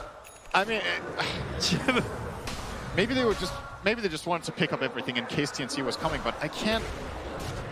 It's like, so what was Who do even you want your to 3? swallow? Yeah, who do you swallow? You don't take in Kunkka. You can jump in with Tide Hunter, but Tide's the one doing the jump anyway. I don't see it. I don't see it. Yeah, DY That definitely Axe looked a on hell of a Shadow lot Demon better. is amazing. It is so good this game, and he even has items to get them off reliably with both Lens and Force Staff. Maybe they're just worried he's so low, but even then you could take the Rubik They could have given it to Rubik. Rubik would have been great. They could have given it to Tide, so they have AoE got. I mean, there's no way, no way. This makes no sense, but hey, it's all we got. that is the decision Vici are of the teams. Vici are still in a great position, so I love how we hopefully get. for them, Wait, we it get will to not watch be a him again. problem. It's like, guys, I'm sorry. I didn't mean it. I didn't mean it. It wasn't meant for me. It's like, okay, man, you want the Axe? Swallow me next fight, then do it. Yeah. It's like watching TNC. Like, it was the major where they're just fissure blocking each other out and, and just playing around the ruins. Hey guys, let's have a little bit of fun. It's going to remind you, VG Gaming, you're currently 1 game down in the series. Yep. A loss here drops you to the lower bracket where then every game is elimination to get to that grand final. They're probably feeling really good about their position in this game, though, as they should. They're in a great position. Tide has 3 Ravages, but he doesn't have much mana, though. Can he even get 3 Ravages off? No. Unless they mana boot him or something. Do they have mana? You don't have any, like, there's no arcane boots on the SD. There's no arcane boots on the Ruby. They both put their items into the ether lens. They probably aren't planning to use 3 Ravages in the same fight anyway. I think it's a mistake, though, to have the Refresher Orb instead of the Shard in his inventory. Yeah. You know, the Shard is free. The 375 mana for It's Refresher Orb. You get some regen for now from having the Orb, but absolutely swap in the Shard when you're trying to go high ground, just for safety's sake. Oh, here's your move in. Bristol back on the front lines. Paparazzi going to rage. There's a quick Abyssal Blade from Gabby. Trying to control up Paparazzi. They'll pick him up. They'll drag him back over with... Actually, no, they won't. Just leave him under the torrent. The best front liner they could have asked for. A Bristleback with his back turned and no 3 purges to worry about. Yep. How fortunate. Oh, that's a good fissure, but... Yeah, it's going to lock Paparazzi in. Remember, he's got the Aegis, the Immortal. He just wants to get back out again. Now they can start taking out the shrines. As Red Eye feared, this is VG Gaming. We take an objective, we move back, and we take a safer objective now. Be it farm, be it shrines. I do not blame them for a moment for doing that in this game. Neither do I. You see the advantage. Considering what happened last game too, they were in good position 2 or 3 times, and they just ran up to different high grounds and lost fights. Like, there's no need for them to do that currently. You just have a chat with the coach at the back. It's like, okay guys, let's not go high ground until we're good to win the fight. It's entirely possible that that's what RTK told them after the game. It's like, you have 10 minutes between these games, you don't have time to sit down and go through details in the replay. You get 1 or 2 key points across to the team that they need to work on for the next game. And honestly, I think one of them should have been, okay guys, in the next game, don't force fights in bad positions. That's #1 thing you don't want to do. Okay, we have the mana now for Tidehunter to commit the Ravages. He's got Nocturine Core. Oh, he was hovering a Daedalus. Jump up, Fade, looking for a target. Remember, he's got that side defiance as well. The Ravage is going to burn straight away. Tiny, it even clipped the Ancient Apparition in the backlines. Tiny does not have buyback available. VG have an opportunity, but the BKB is down for Kunkka. He refreshed on Tide. Refresh #1. Okay. Time now he switches to Refresher Shard in. Now he has another 2 Ravages. Yep. A Paparazzi, again being that front liner, making the most of his immunity time. Mel and Gabby clean up the way pretty nicely. Another X mark. That one's over on Ori. He's not even coming close. This is like, just in case something really weird happens. That's probably going to be on Paparazzi. Noticed. Okay, that's what it was. Yeah, he X'd the bristle with Lotus on. It looks pretty funky when... Yeah, it does. It's like, that's not intentional. All right, that's a half-decent static link. Not too great, though. Still a 53-second window. So is there anything coming up for TNC now that's going to turn the tides of this game? They don't have Satanic There's yet. no big item coming. Tim's is waiting for the right opportunity. He's moving around the side. That's a good Echo Slam opportunity, but they just lost the creep wave. A 4-star gets Bristol back underneath the Tier 4 towers. The fissure is a fantastic block. Rage now up here from Live Dealer with the BKB. With the BKB speaking to by TNC, they're waiting it out. The Ravage is ready in 2, 1. BKBs are out, and the Ravage goes #1. Yang, is it time for a second? Maybe it's not. The Aegis Immortal has been burned. VG take the racks. They're just going to reset. They used 3 Ravages, and all they got was this shitty T-shirt. Now they got 1 melee racks. They're coming back. Another pickup. The X-Mark's going to bring the Tidehunter back to front lines with a torrent. Razor, 4-star forward. Blursorb didn't protect him enough. And now Paparazzi feels like he can just go in. If he can get a bash, they've got the Hex from range. It's from the Rubik. Razor's down for 2 minutes. VG Gaming, what do you want now? Okay. Bottom lane or more? Now it's a better T-shirt. Yeah. I've upgraded. I've got the Mahjong set now. Kunkka's going to defend easily with X-Mark. He comes back to mid. They're grouped up. There's no Ravages available right now. 60 seconds for 2 Ravages for Yang this I time love this. They actually TP Tim's out so he can pick up the bounty runes. So Razor actually had buyback. He needed to go and get that money, or else they wouldn't be able to have him for this fight. And then he'll come around the back. Echo Slam is available. VG may not be looking for it. The batch is already over on Tani. They forced off him away. BKB will protective. Now Tim's, if you're gonna go, you're gonna go. 3 together. Lock him down. From heaven, the Shatter arrives, but Lifestealer still gets the BKB off. He's been beaten down by Gabby with all that big damage. Cuckoo will get the jump in as well. Yang will fall. The damage is huge with the Anchor Smash back again, but they just chase for more. A long toss up towards Fade. Oh my Three, and she just crit the crap out of him. That's pretty moly. Did he just get 3 crits in a row? He did. Oh, it's pretty absurd. Man, what a play by Tim, understanding the game and then getting the great position. He knew he was okay because the Obs and Sentries were on top of the hillside, so he knew that Vici had no information. And you have to take these risks. When your back's against the wall and you're this far behind, you got to do something crazy, and it worked out. Ice Blast was crucial there. You've still lost a lane of Rack as well as a tier 3 tower on bottom. This is still the small crippling part. It's not great, but it's better than the alternative, which was game 3 right now. More than likely. Well, the alternative is still potentially there. It was a 30 grand advantage because the bounty risk got picked up by TNC. It swings back up another 5. The experience is probably telling a closer game, however. Only 9,000 the lead. And TNC, they'll smoke up. They want to force some buybacks. Yep. How many are they going to get? Actually, he went 2 charges of disruption on SD. Yes. I was wondering if he would think about the purge damage against Gabby, but he's going to Aghanim himself, so maybe not. There's disruption number 1. That bottom rack's getting brought down quickly. Ship is comboing it nicely. 4 stuff up on the bristleback, still protected by that Lotus Orb. Kunkka pulled back by his own X-Mark. Double Daedalus looking to try and get some level of damage in, but TNC just did a hit and run. But they didn't force the buybacks out for VG Gaming. Well, only the one on the Rubik. Still a great grab, though. They got a lane of racks out of that? Yep. We'll take that. Oh, Rubik. Big up. All staff away, and Cuckoo. Oh, no, Fade. He doesn't want it. Actually, he wants to steal it, but a great Fissure once again.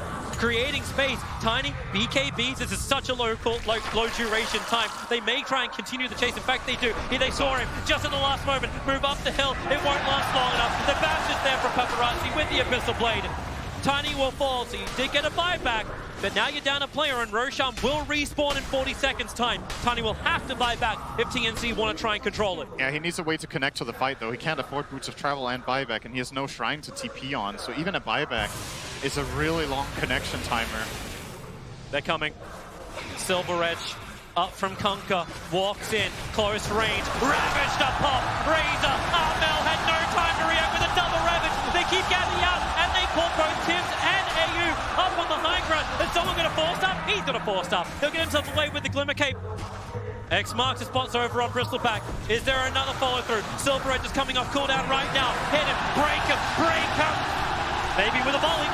Ice Blast coming back, Bristleback's low on life, Yankee Smash able to help get the kill. 2 heroes down from TNC and VG Gaming. Screw Roshan, go for the win. Those 2 big cores down. There won't be a buyback, there won't be a way to actually stop this. They're going for bottom racks. What are you going for? They're waiting. They're regenning up and then they'll come forward. They don't have a Ravage, it's the only thing to be cautious about, but TNC, with no buyback, Vici will be aware of this because they are on cooldown. Now, Tim, Cuckoo, jumping in, able to get the first little avalanche and hit off, but Dispensive Destruction from DY creates extra space. Abyssal Blade, Sentry Wards are everywhere. Tims hits the back line with the Echo Slam. He needs to get the damage going, combining with the Ice Blast. 3 heroes to be hit by it. Rubik and DY, they'll end up shattering through this, but 3 heroes down. All the damage, all of it's gone from TNC. This is the win for VG Gaming. They will come through, they will claim more, and they will claim a deciding game against TNC, who have fought absolutely valiantly to get to this point. The paparazzi will end it. GG is called. 2 games over an hour. This is becoming the marathon. The VG probably never thought they'd have to run. These games are really close. These teams are super evenly matched, and it comes down to, you know, Dota is always about mistakes and big plays, right? And it feels like in both of these games, these teams are, there's some uncharacteristic mistakes that can be, you can write it out off as nerves or whatever you want, but, you know, for example, Gabby being the super strong Bristleback feels like immortal, runs into tier 2, gets killed. There's other opportunities in this game where Yang on the Tidehunter maybe whiffs the Ravage. But there's so much to talk about in this game. Hey, you know what? We've got some people for this. It's their job, so we'll let them have their job.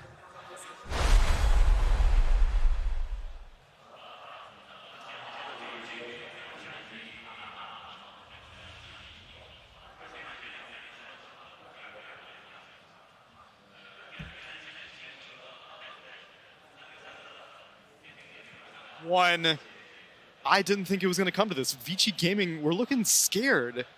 And I didn't really think that they would be able to manage to close out the game, but they did. But Grant, you weren't convinced by that victory yet. It felt they were extremely scared. The late game, they had three tied ultis the whole time. They were so scared to push, and I mean, you don't want it, right? It's a Tim's Earthshaker, it's an AA. We saw, like, those two heroes can just wipe off, like, any hero off the face of the map, but they get these weird pickups, like they just find our Mel middle, and then finally, it's pretty easy to end. And it was established by some early game issues, like you were saying, Gunnar. Yeah, there was a gank bot on the life there. 4 heroes of TNC kind of smoked bot, and then they fissure him, and then he didn't blink. He just echoed the ground.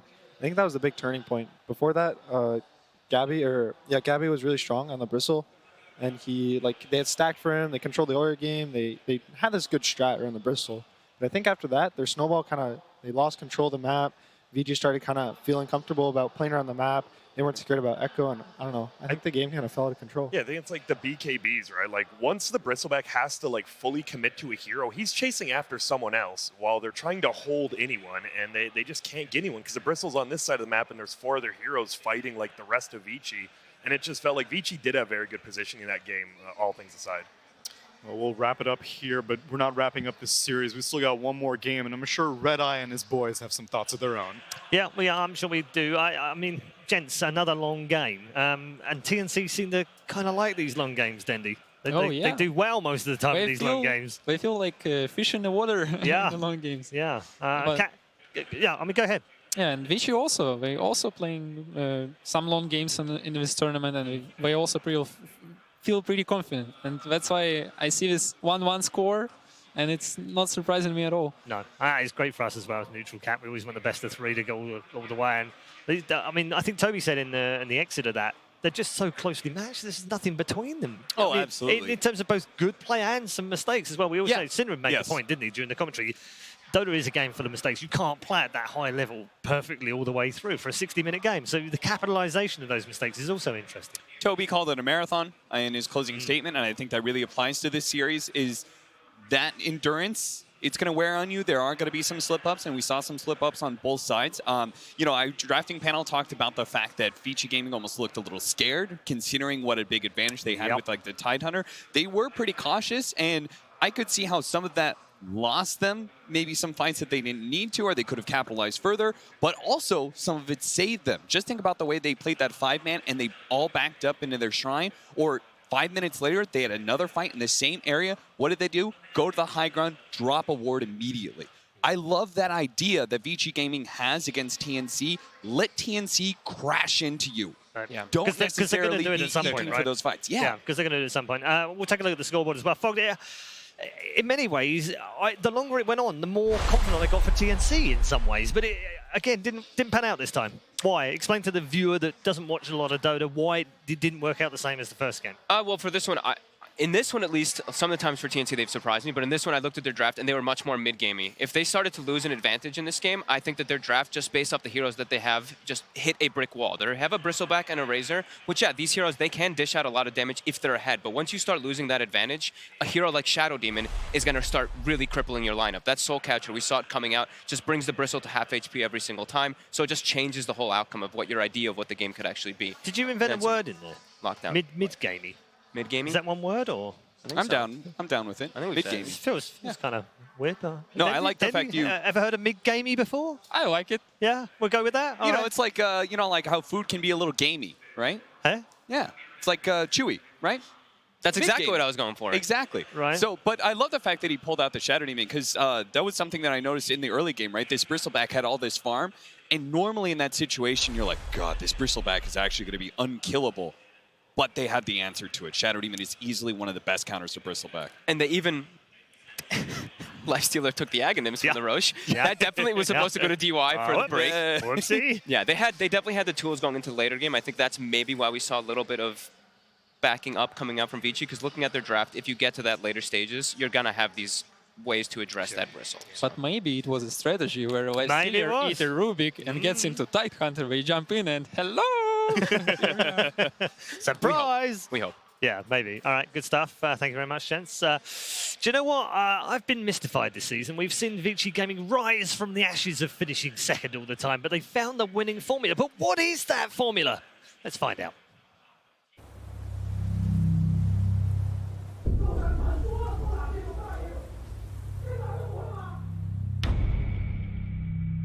像你妈了个一样，还玩不玩了？不玩滚回去的！你们能不能学学周海啊？现在就他知道怎么打。虽然他在劣势路送很多次，但是其实都是在帮大家拉扯空间。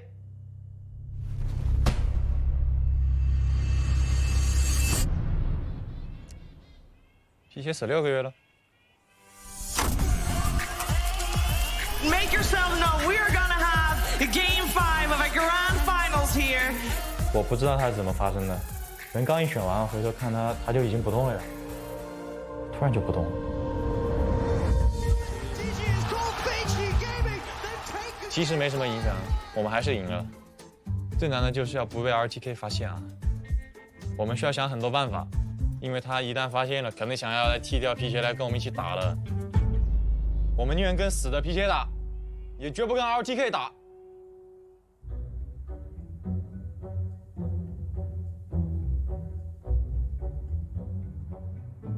我知道，其实皮鞋根本就没有死，就是我让他装死的。让他装死呢，其实就是为了我们这个团队能更上一层楼。杨神对于这个团队功不可没，通过他装死这件事情，就可以证明他是这个队伍的顶梁柱。Nice， 兄弟们，10分钟后加油！我实在是带不动这菜逼了，肯定还有别的办法呀。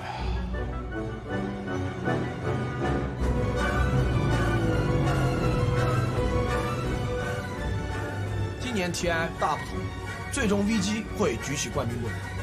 为什么我会这么有自信呢？因为其他队都没有我们队这样的死皮鞋战术。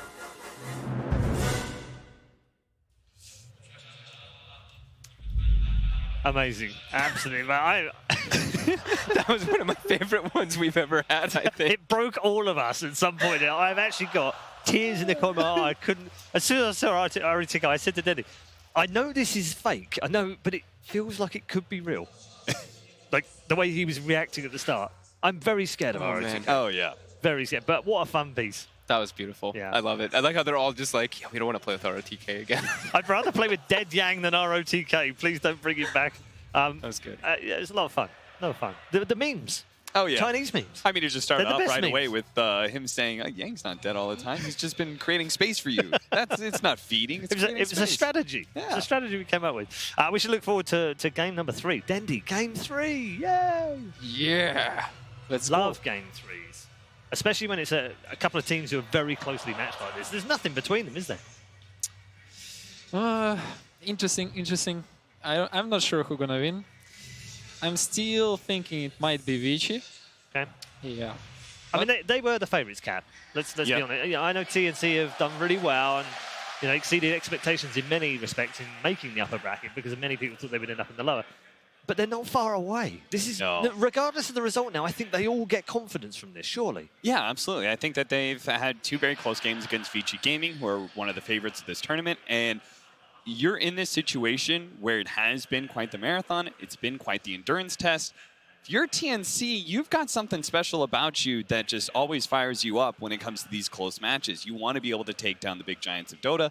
They've done so before with some of these players. And I almost want to change over and say that TNC is going to win this series just based off of, just little things about it. Like just the fact that they're still willing to go for it so many times. Maybe Gabby lost them the game with his idea that he was so strong at going for it, but I still appreciate that point of view, just being able to play more free Dota. Yeah, and Dendy, you made the point, didn't you? We were talking about it downstairs. They don't care. SCA, they're like, we've got 3 dead. Yeah, let's just go in on them. Yeah, and that's amazing about them. Also, I like what I see from TNC with 4-core strat.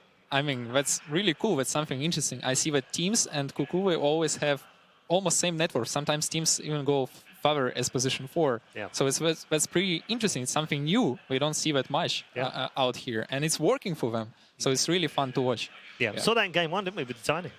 Yeah, absolutely. I think transition into a core. We tend to see that a lot when he's playing, when I see Kuku playing in particular, like I mentioned, the Bat Rider and that Sanking. He actually backs himself up a little bit. And he's like, yo, Tims, you're going to be playing a little bit more of that 3 role. This game, he was playing the Tiny in this one around, so he was prioritizing himself a bit more for him. So You can see that Tim's kind of trickled down a little bit on that one, where I think I always just like seeing Cuckoo playing these ones where he's not taking that much space on the map and just let Tim's kind of take over that 3-roll. So maybe slight adjustment for them there. I don't know about you guys, but I find Tiny terrifying right now. Like everything he's able to do from a support and then the way he scales into late game, there's just seems to be very little this hero can't do. Right? It can solo kill heroes. It can actually deal with cores. It can get them out of position. It can save your allies with these great tosses. It's a sieger. I think that's one thing that people forget too. You actually can hit buildings. You turn around, you get like 3 tree grabs on the tower, and it's chunked down to half HP or more.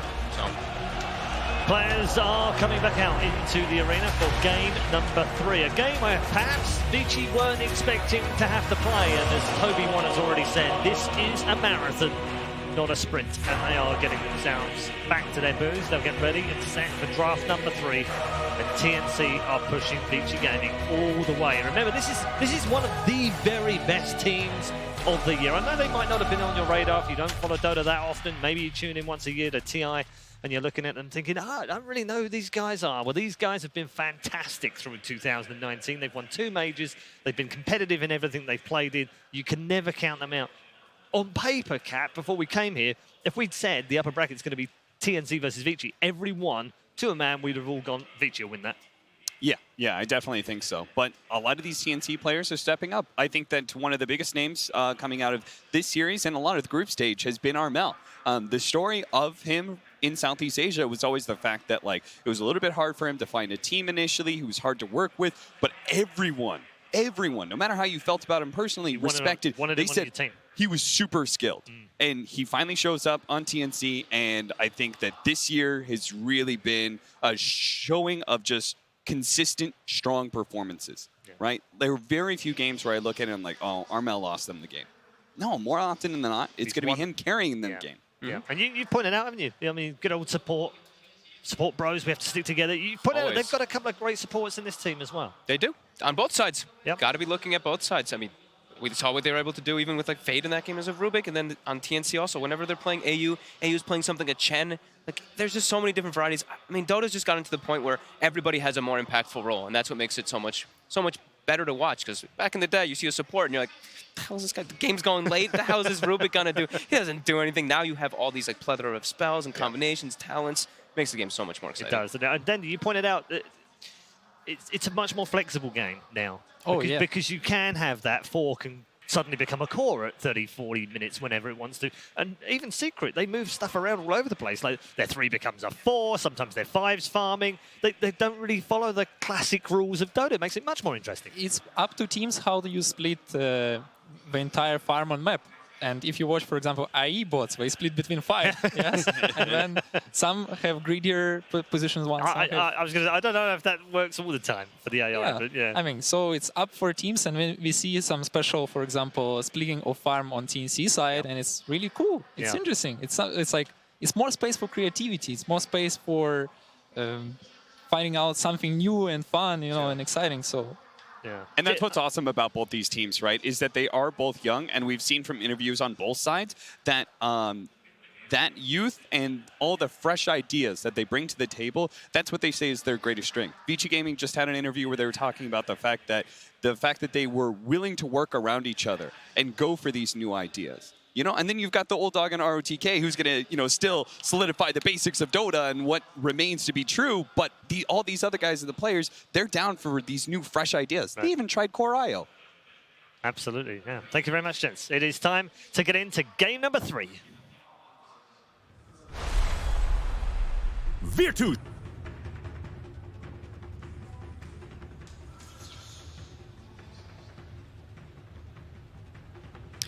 That's right, Red Eye. We are going now into Game 3. And now, before we go into the draft, though, I wanted to ask a question. Dendy had mentioned something about how TNC are playing 4 cores, basically.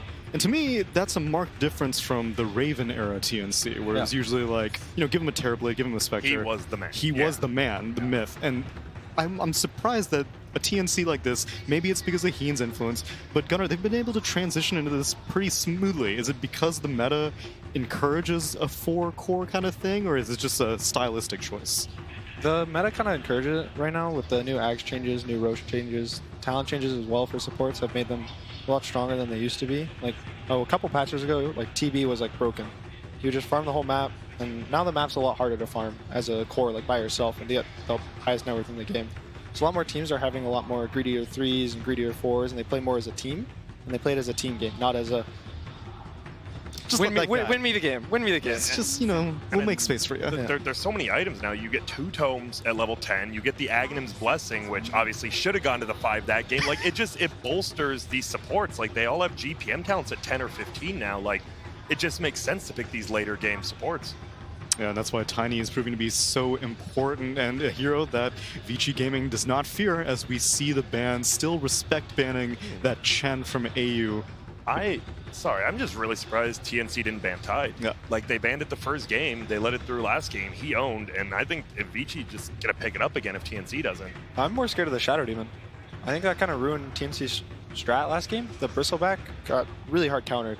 Yeah. I know when I was playing with Forev, he would say, I'll play Bristleback against anything. Except Shadow But Demon? not Shadow Demon. Really? Yeah. So... But are you that worried? Because, I mean, they're not going to pick Bristle now, obviously, right? I hope so. And that's why I just feel like in the first game it was Enchant played by Yang, and, like, he doesn't team fight. You're an Enchantress, and now you have this Tide Hunter. You want a team fight. You want a 5v5 TNC. And I'm worried if you let Vici 5v5 you, they will not outsmart you, but, like, fight into the Shrine we saw. Like, they do the little things better. There's a Grim. It is a Grim, a different direction for TNC actually, and not any sort of typical combo right off the bat, as Earthshaker doesn't have any targeted spells that would work with the Soulbind duplication, so going in a different direction, and Vici Gaming going to respond with a Leshrac. Yeah, so last game it was banned in the second phase, so they couldn't open with the Shadow Demon Lesh, so now they're just going to take it earlier. And this is popular just, you know, because you've got a great setup for Split Earth, but even beyond that, so where exactly do you think this Leshrac's going to be laning? Probably mid. Okay. I think some teams can run at 3 and then a 4 Shadow Demon or 5, and they kind of pair them. They put them in the off lane. Say, go on the safe lane. It's your job.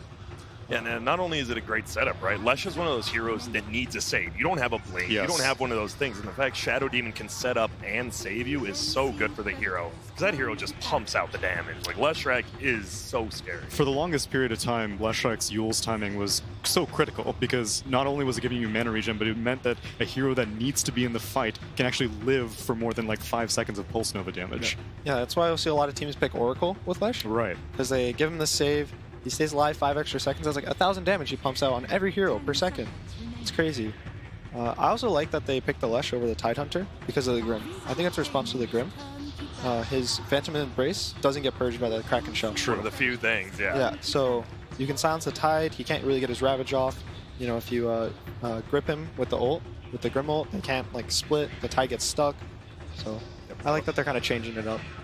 Sand King ban, really good. You have an Earthshaker Grimstroke Sand King. At these 15-20 minute fights, you will just get run over by like the long reach of that team, but you take it out of the pool, makes it a lot easier. So then if you're TNC, how much are you hoping to really optimize this Grimstroke pick? Are you going to start going for, you know, the classic single target combinations that go with the Soulbind? I know Lich isn't particularly popular anymore. Doom seems to be the go-to combination from Grimstroke, but it seems that a lot of teams are just content to pick him as a great way to push out lanes because the Stroke of Fate is so useful, and then you just slap the Inkswell onto your Initiator like an Earthshaker. Yeah, and it's tough, right? Because you think of carries that might be good, like with the Grimstroke, like a Sven, a Wraith King, maybe like that, but there's a Shadow Demon in the game, so it makes it a lot more difficult. A lot of teams don't even pick much combo with it. I've seen teams pick like one hero, like with one spell that helps it. If that, yeah. Yeah, and they kind of, if they want to combo with it, it's a Grim. He'll build Aether and then Sheep. Right. And he'll get this Hex timing at, 30-40 minutes. He has a really nice GPM talent, and he'll just combo 2 people, Hex 2 people, and that's his contribution to the fight. You see that stat? Tim's is 0 and 3 on the Grimstroke. That is actually, I mean, it was his only negative hero, but 0 and 3, that's like, that has to be a little bit in the back of your head if you are them, like, oh wait, we just have 1. Obviously, it could be a 5. It could be a 5, give the Tim's Earthshaker. I think that's a better idea. I just don't even like Grim that much as 4. Eventually, you are going to get like even that 5 position, the sheep stick and whatnot, because you have the GPM talent. And I don't think you need to prioritize farm on a Grim. It does work well with Jug that they picked up. You can Inkswell the Jug in the lane. He goes to spin. I think the Jug's a response to the Leshrac lane. You can put him there. He can never get stunned by the Shadow Demon combo. That's true. And something that can actually brawl with Leshrac very early on, just because the Blade Fury means that he's not going to take really any damage from the Pulse Nova. It's just the Edict damage. I think right now I'd like to see a Lina from TNC in their next pick or 2 for their mid. It works well with the Grim, and I think it lanes well against the Lesh if they decide to put it mid. It gives them this like high tempo, it gives them building damage. But you'd be willing to show your mid lane matchup this early? Or rather your mid lane hero this early on TNC? Because you don't really know where this Leshrek's going to be. We've even seen like a lot of Chinese teams even like one position Leshrek a lot of the times. It depends on the team. Some teams are confident with their offlaner. If he has a big pool, hey, he can counter the carry. They'll pick a mid like Lina, where it's stable. You're going to match up 50-50 at worst in almost every matchup. Yep. TNC loves last picking Batrider, so I could see him doing that. I'm curious if Vici's going to go. I would love it if they just picked another stun. I'm trying to think of heroes that would go well, but you want to fight TNC right now. You have a Leshrek, you have a Shadow Demon. You don't mind going late, but I mean, these teams are just running at each other. Eventually, it's not the fastest paced games, right? They're going to 50, 60 minutes. Eventually, you are going to have to run into each other. And these 5-second BKBs, whoever has more stuns at that point, normally is winning these games. Do you know Fade plays Earth Spirit? Yeah, I could want to say yeah, he does. He does, right? It's not really in like their pool of heroes. I mean, like, Earth Spirit does not play. seem to be in the pool of heroes either, which is so shocking to me. The hero's been so good for so long, and now it seems to be more situational. Instead, Vici Gaming going to go for a Warlock. Obviously, plenty of synergy with the Leshrek with the Fatal Bonds, right? Yeah, a lot of AoE, you have a lot of control. It's more teamfight. They were a little lacking on teamfight control. They had more single target from Shadow Demon. They had AoE damage from Lesh, but now they have the control. And you have the cancel on Jug now with the Rock, Exactly. which is really nice. Just holding him in place. Now you have the Rock, you have the ulti from Shadow Demon. This Jug is not going to be happy in fights. Yeah, this Blade Fury spell immunity is not going to be able to protect you from these ultimates. And it's going to be, looks like it is going to be the Fade on Shadow Demon, which I like. I love a farm Shadow Demon. Do you think they're going to do 3 Lesh then? And try to match him with the... That's why I feel they're going to do... I think they're going to want to... If they do that right, you have to dodge the Juggernaut lane, right? And we could see a lot of lane swapping. Obviously, we still don't know because 3 heroes, but... There's the tiny TNC Predator. It has brought them so much success. Unfortunately, in that last game, did not really pan out, but still, it's been a real showstopper this entire day. Now I like it, because now you have 2 heroes who pair very well. Looks like the Lesh probably going middle. As you said, though, the Chinese teams do like sometimes playing it as a carry role. Like, it does scale insanely well. That level 25 talent, buildings are dead, heroes are dead, the Edict explosion. Even the 20 talent, the Pulse Nova damage, he does crazy damage. Yep, and you have so many pardon. Yeah, I'm really surprised to see what TNC does with the Tiny. They did it for the first game. True. 3 the second game. And you've been waiting for a 2 Tiny. Is it going to be the 2 Tiny? Is it going to be the 2 Tiny? I think it's decent this game. There's 3 heroes that are really squished in the early game. And TNC has overall last pick, so they can set up for it if they really want. Yeah, this last ban will determine if they want to protect something like it. So if you did want to do a Tiny mid, and you're not expecting it to be a Leshrek mid, what kind of bans is a Tiny looking for? What does he not want to have to deal with in the mid lane? I don't think you need a ban for the lane itself, as Tiny is a kind of self-sustaining lane. Okay. More of just the game, You ban a hero, assuming that you assume the Lesh is mid, and you ban a hero that's going to own you from the carry position, I think, more so. I think Death Prophet actually might be a good ban. We haven't banned it yet. Yeah, the first time it's really... There you go. The first time it got through the second phase there, actually. I think that would have matched up really well with Vici's pace. It gives them a lot more teamfight building. It's like works well with the Warlock as well. You have a heal, you can pop your heal on the DP. We have another save in the Shadow Demon, like Grant said earlier. And there would be a ridiculous amount of push. You got the Retaliate from Centaur, you got the Golem from Warlock, you got the Edict explosions from Leshrek. If you had a Death Prophet on top of that, it would have been devastating. I'm excited to see. We saw a little bit in group stage how many people are going to go middle to defend against that Retaliate, getting it at level 1. Yeah. We saw a full 5-on-5 fight just to stop him from being able to get those stacks. I always find that so, like, just the change. Like, we'll just give it to him, and now it's like, let's fight for him. Who cares about the runes? We gotta fight. Increasing. Like at first, it was like Centaur would just do it, and people would be like, whatever. And then you'd need to bring an escort from Centaur. And Vici Gaming, they're gonna go late. They are picking up a Medusa, although it's not as late as Medusa used to be. These days, we're seeing Medusas participate a lot earlier on. I think they get this Manta Butterfly timing and they push. But I'd be scared for a TNC Lina right now. It matches up well against the Dusa, and like we said, it kind of goes well with their other heroes. So I'm looking forward to Alina here. Yeah, because with the Grimstone, right, double Laguna is one of those things like we saw it multiple times in the group stage. It's just scary, especially when you get that Ags, the pure damage from heroes. No. They got 22nd pick Broodmother. And it's against Medusa. This is a good Brood game, right, Gunner? Like, if you're playing the Medusa, how are you feeling? I don't want to go to lower bracket. Yeah, they got brooded, I believe. You're gonna go to lower bracket on a brood game. This Medusa's gonna have to farm her little heart out. Yep, you can farm the snakes, obviously you have split shot and that, but sometimes if she gets a diffusal blade, you just gotta be careful. You're just getting run at. So I gotta hear it. We're ending the series. Which way are you going, Grant? I'm taking TNC. I think it's a great brood pick. I love that they just have the Earthshaker and the Tiny again. I don't think those were ever the problems, and it controls the mid game while your brood just runs around doing her own thing. Gunnar? I gotta go with TNC. The brood was just a really nice pick. I think Dusa doesn't really kill the spiders that fast. Her split shot's not amazing for it. They have a good amount of magic resistance as well, so the snake doesn't really kill them. I think they might run over in 20 minutes. All right, fair enough. But guess what, Grant? What's that? That's my line. I know. Son of a gun. I want to hear from the Banana Slam Jamma. That's what I want to know.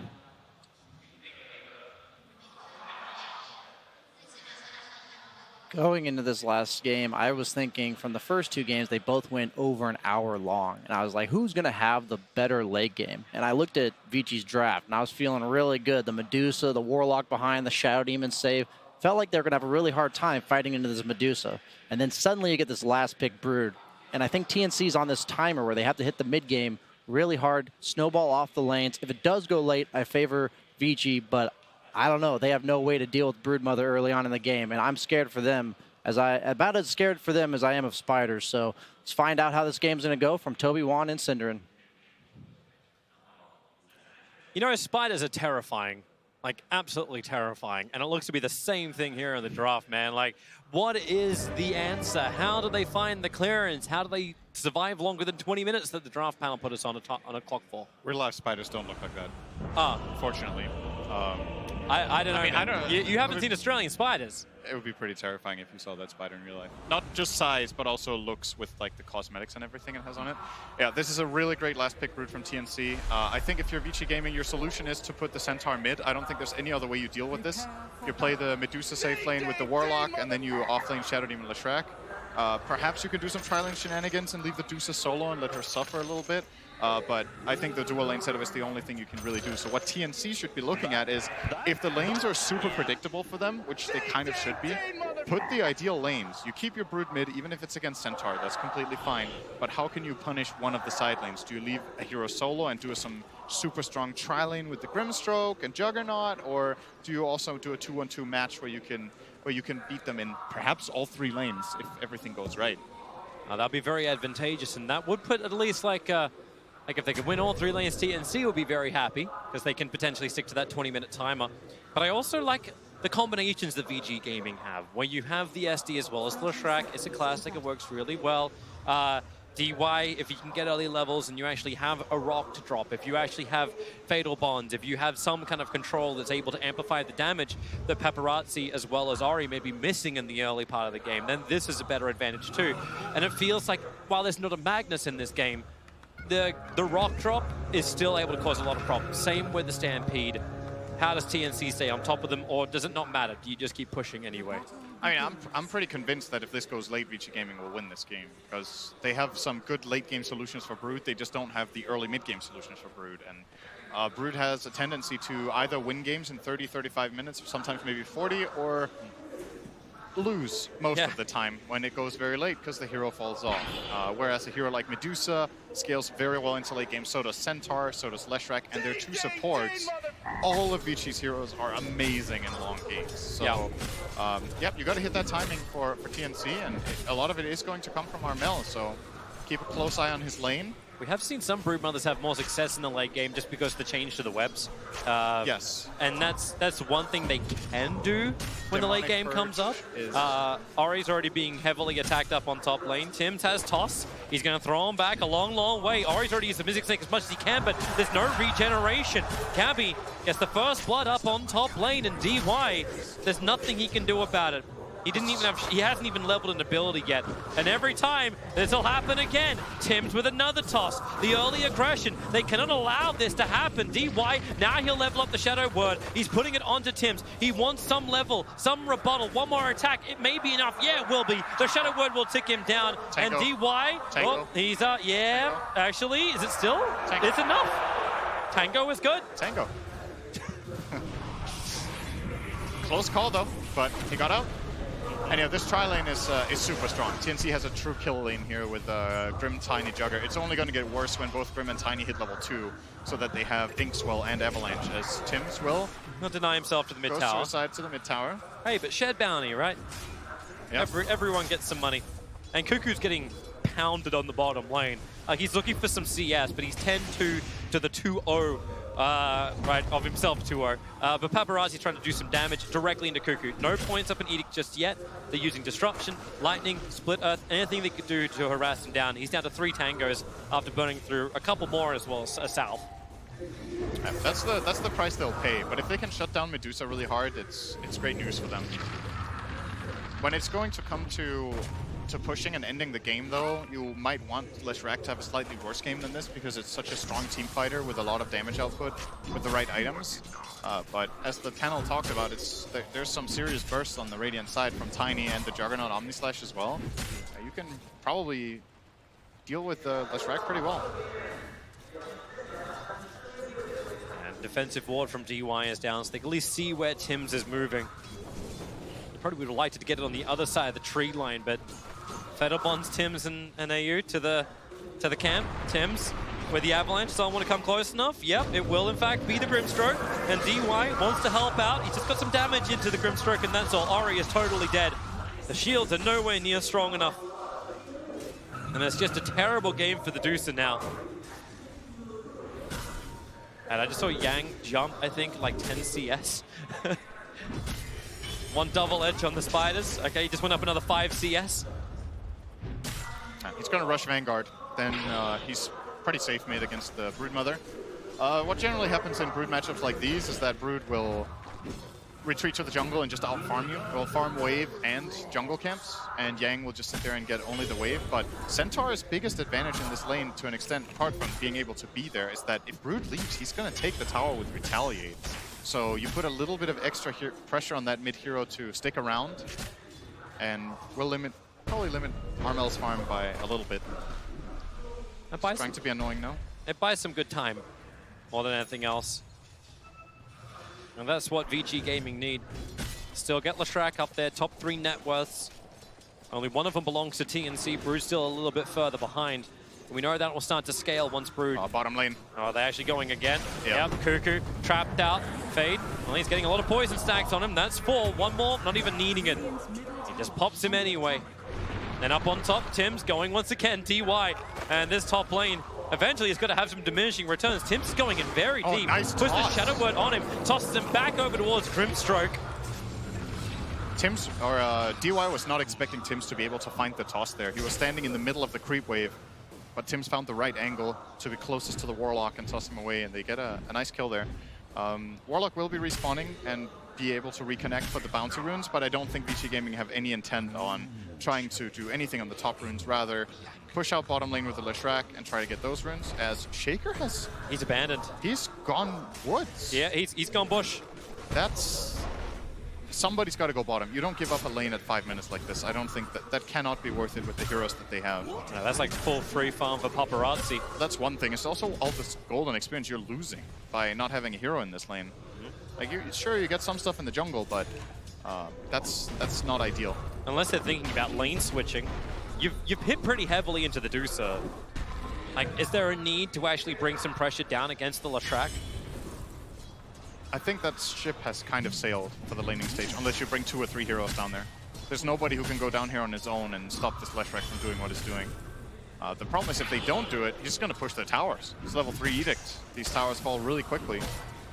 So this is absolutely a problem for TNC that Cuckoo has to evacuate that early, but that was the choice they made when they aggroed the Deucer. Yep. Deucer is in trouble again. Yep, really staying on top, but then again the Stampede. Inkswell won't connect, Fatal Bond's connecting 3 heroes together, and Paparazzi, he's joined the fight. Now he's just going to turn on the teams. They're all connected together, and no way to break free. Cuckoo trapped in the tree lines. If they can attack into Tims as well as Gabby, Gabby's going to try and spin TV out. He actually gets the kill on the way out.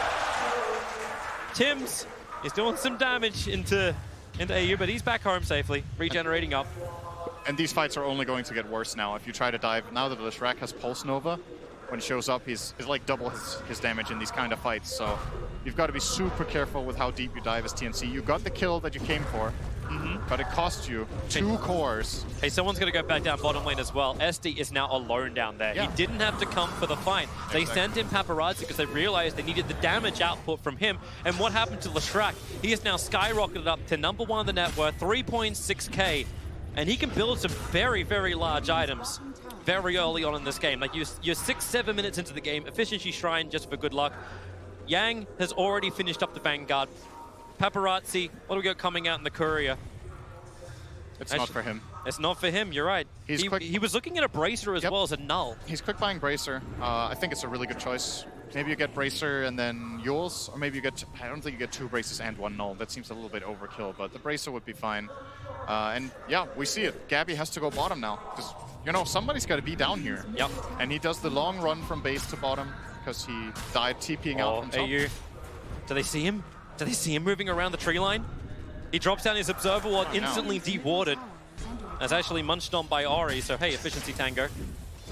What happened to this mid pressure that I thought Armel was going to do? Centaur with Retaliate is just wrecking this tier 1 tower. And Armel, the panel was saying, like, this is meant to be Armel's game, a great Broodmother game, but right now it's taking some time. The only great lane is up here on top where TNC is fighting once again. Stampede, the body block was good, but once again, Paparazzi TPs himself over. Cuckoo is the sacrificial lamb into the tree lines. They're holding the split earth just in case, but it's not even required. Cuckoo, well, DY. How did DY get that? Wait, what? Okay, sure, he'll take it. Did he die to fatal bond damage from the Grups? I think it was Shadow Word Tick, right? Oh, that was a Shadow Word? Yeah, I think so. All right, so Yang has won the mid lane. He took Brood's tower and is 600 gold ahead of it. Well, now they're trying to do something about it, but oh, the 3-man's done! The hop stomp and the follow-up from Paparazzi, they'll take AU. He came out for the regen rune. Oh, this game is starting to escalate a little bit quicker.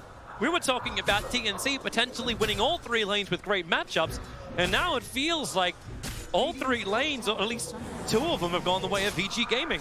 I think you only have a possibility of winning all 3 lanes if you play 2-1-2. If you play 3-1-1, you can't win the 1-on-2 lane.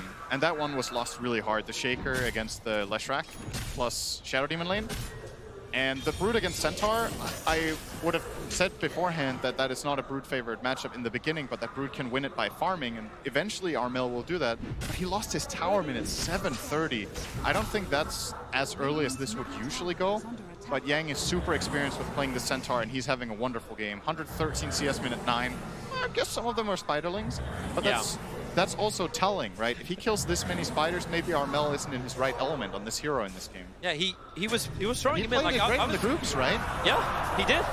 Fade is just doing nothing but chasing down AU. He had more than enough poison stacks on him. AU was on a warding mission. He came in onto the cover of smoke, but he only came in as he dropped the Radiant Orbs on top of his death position. So he was looking to plant that next to the tier 1 tower. But I can tell you right now, with Vici's presence down here, there's no way TNC getting close to that dire bottom tier 1.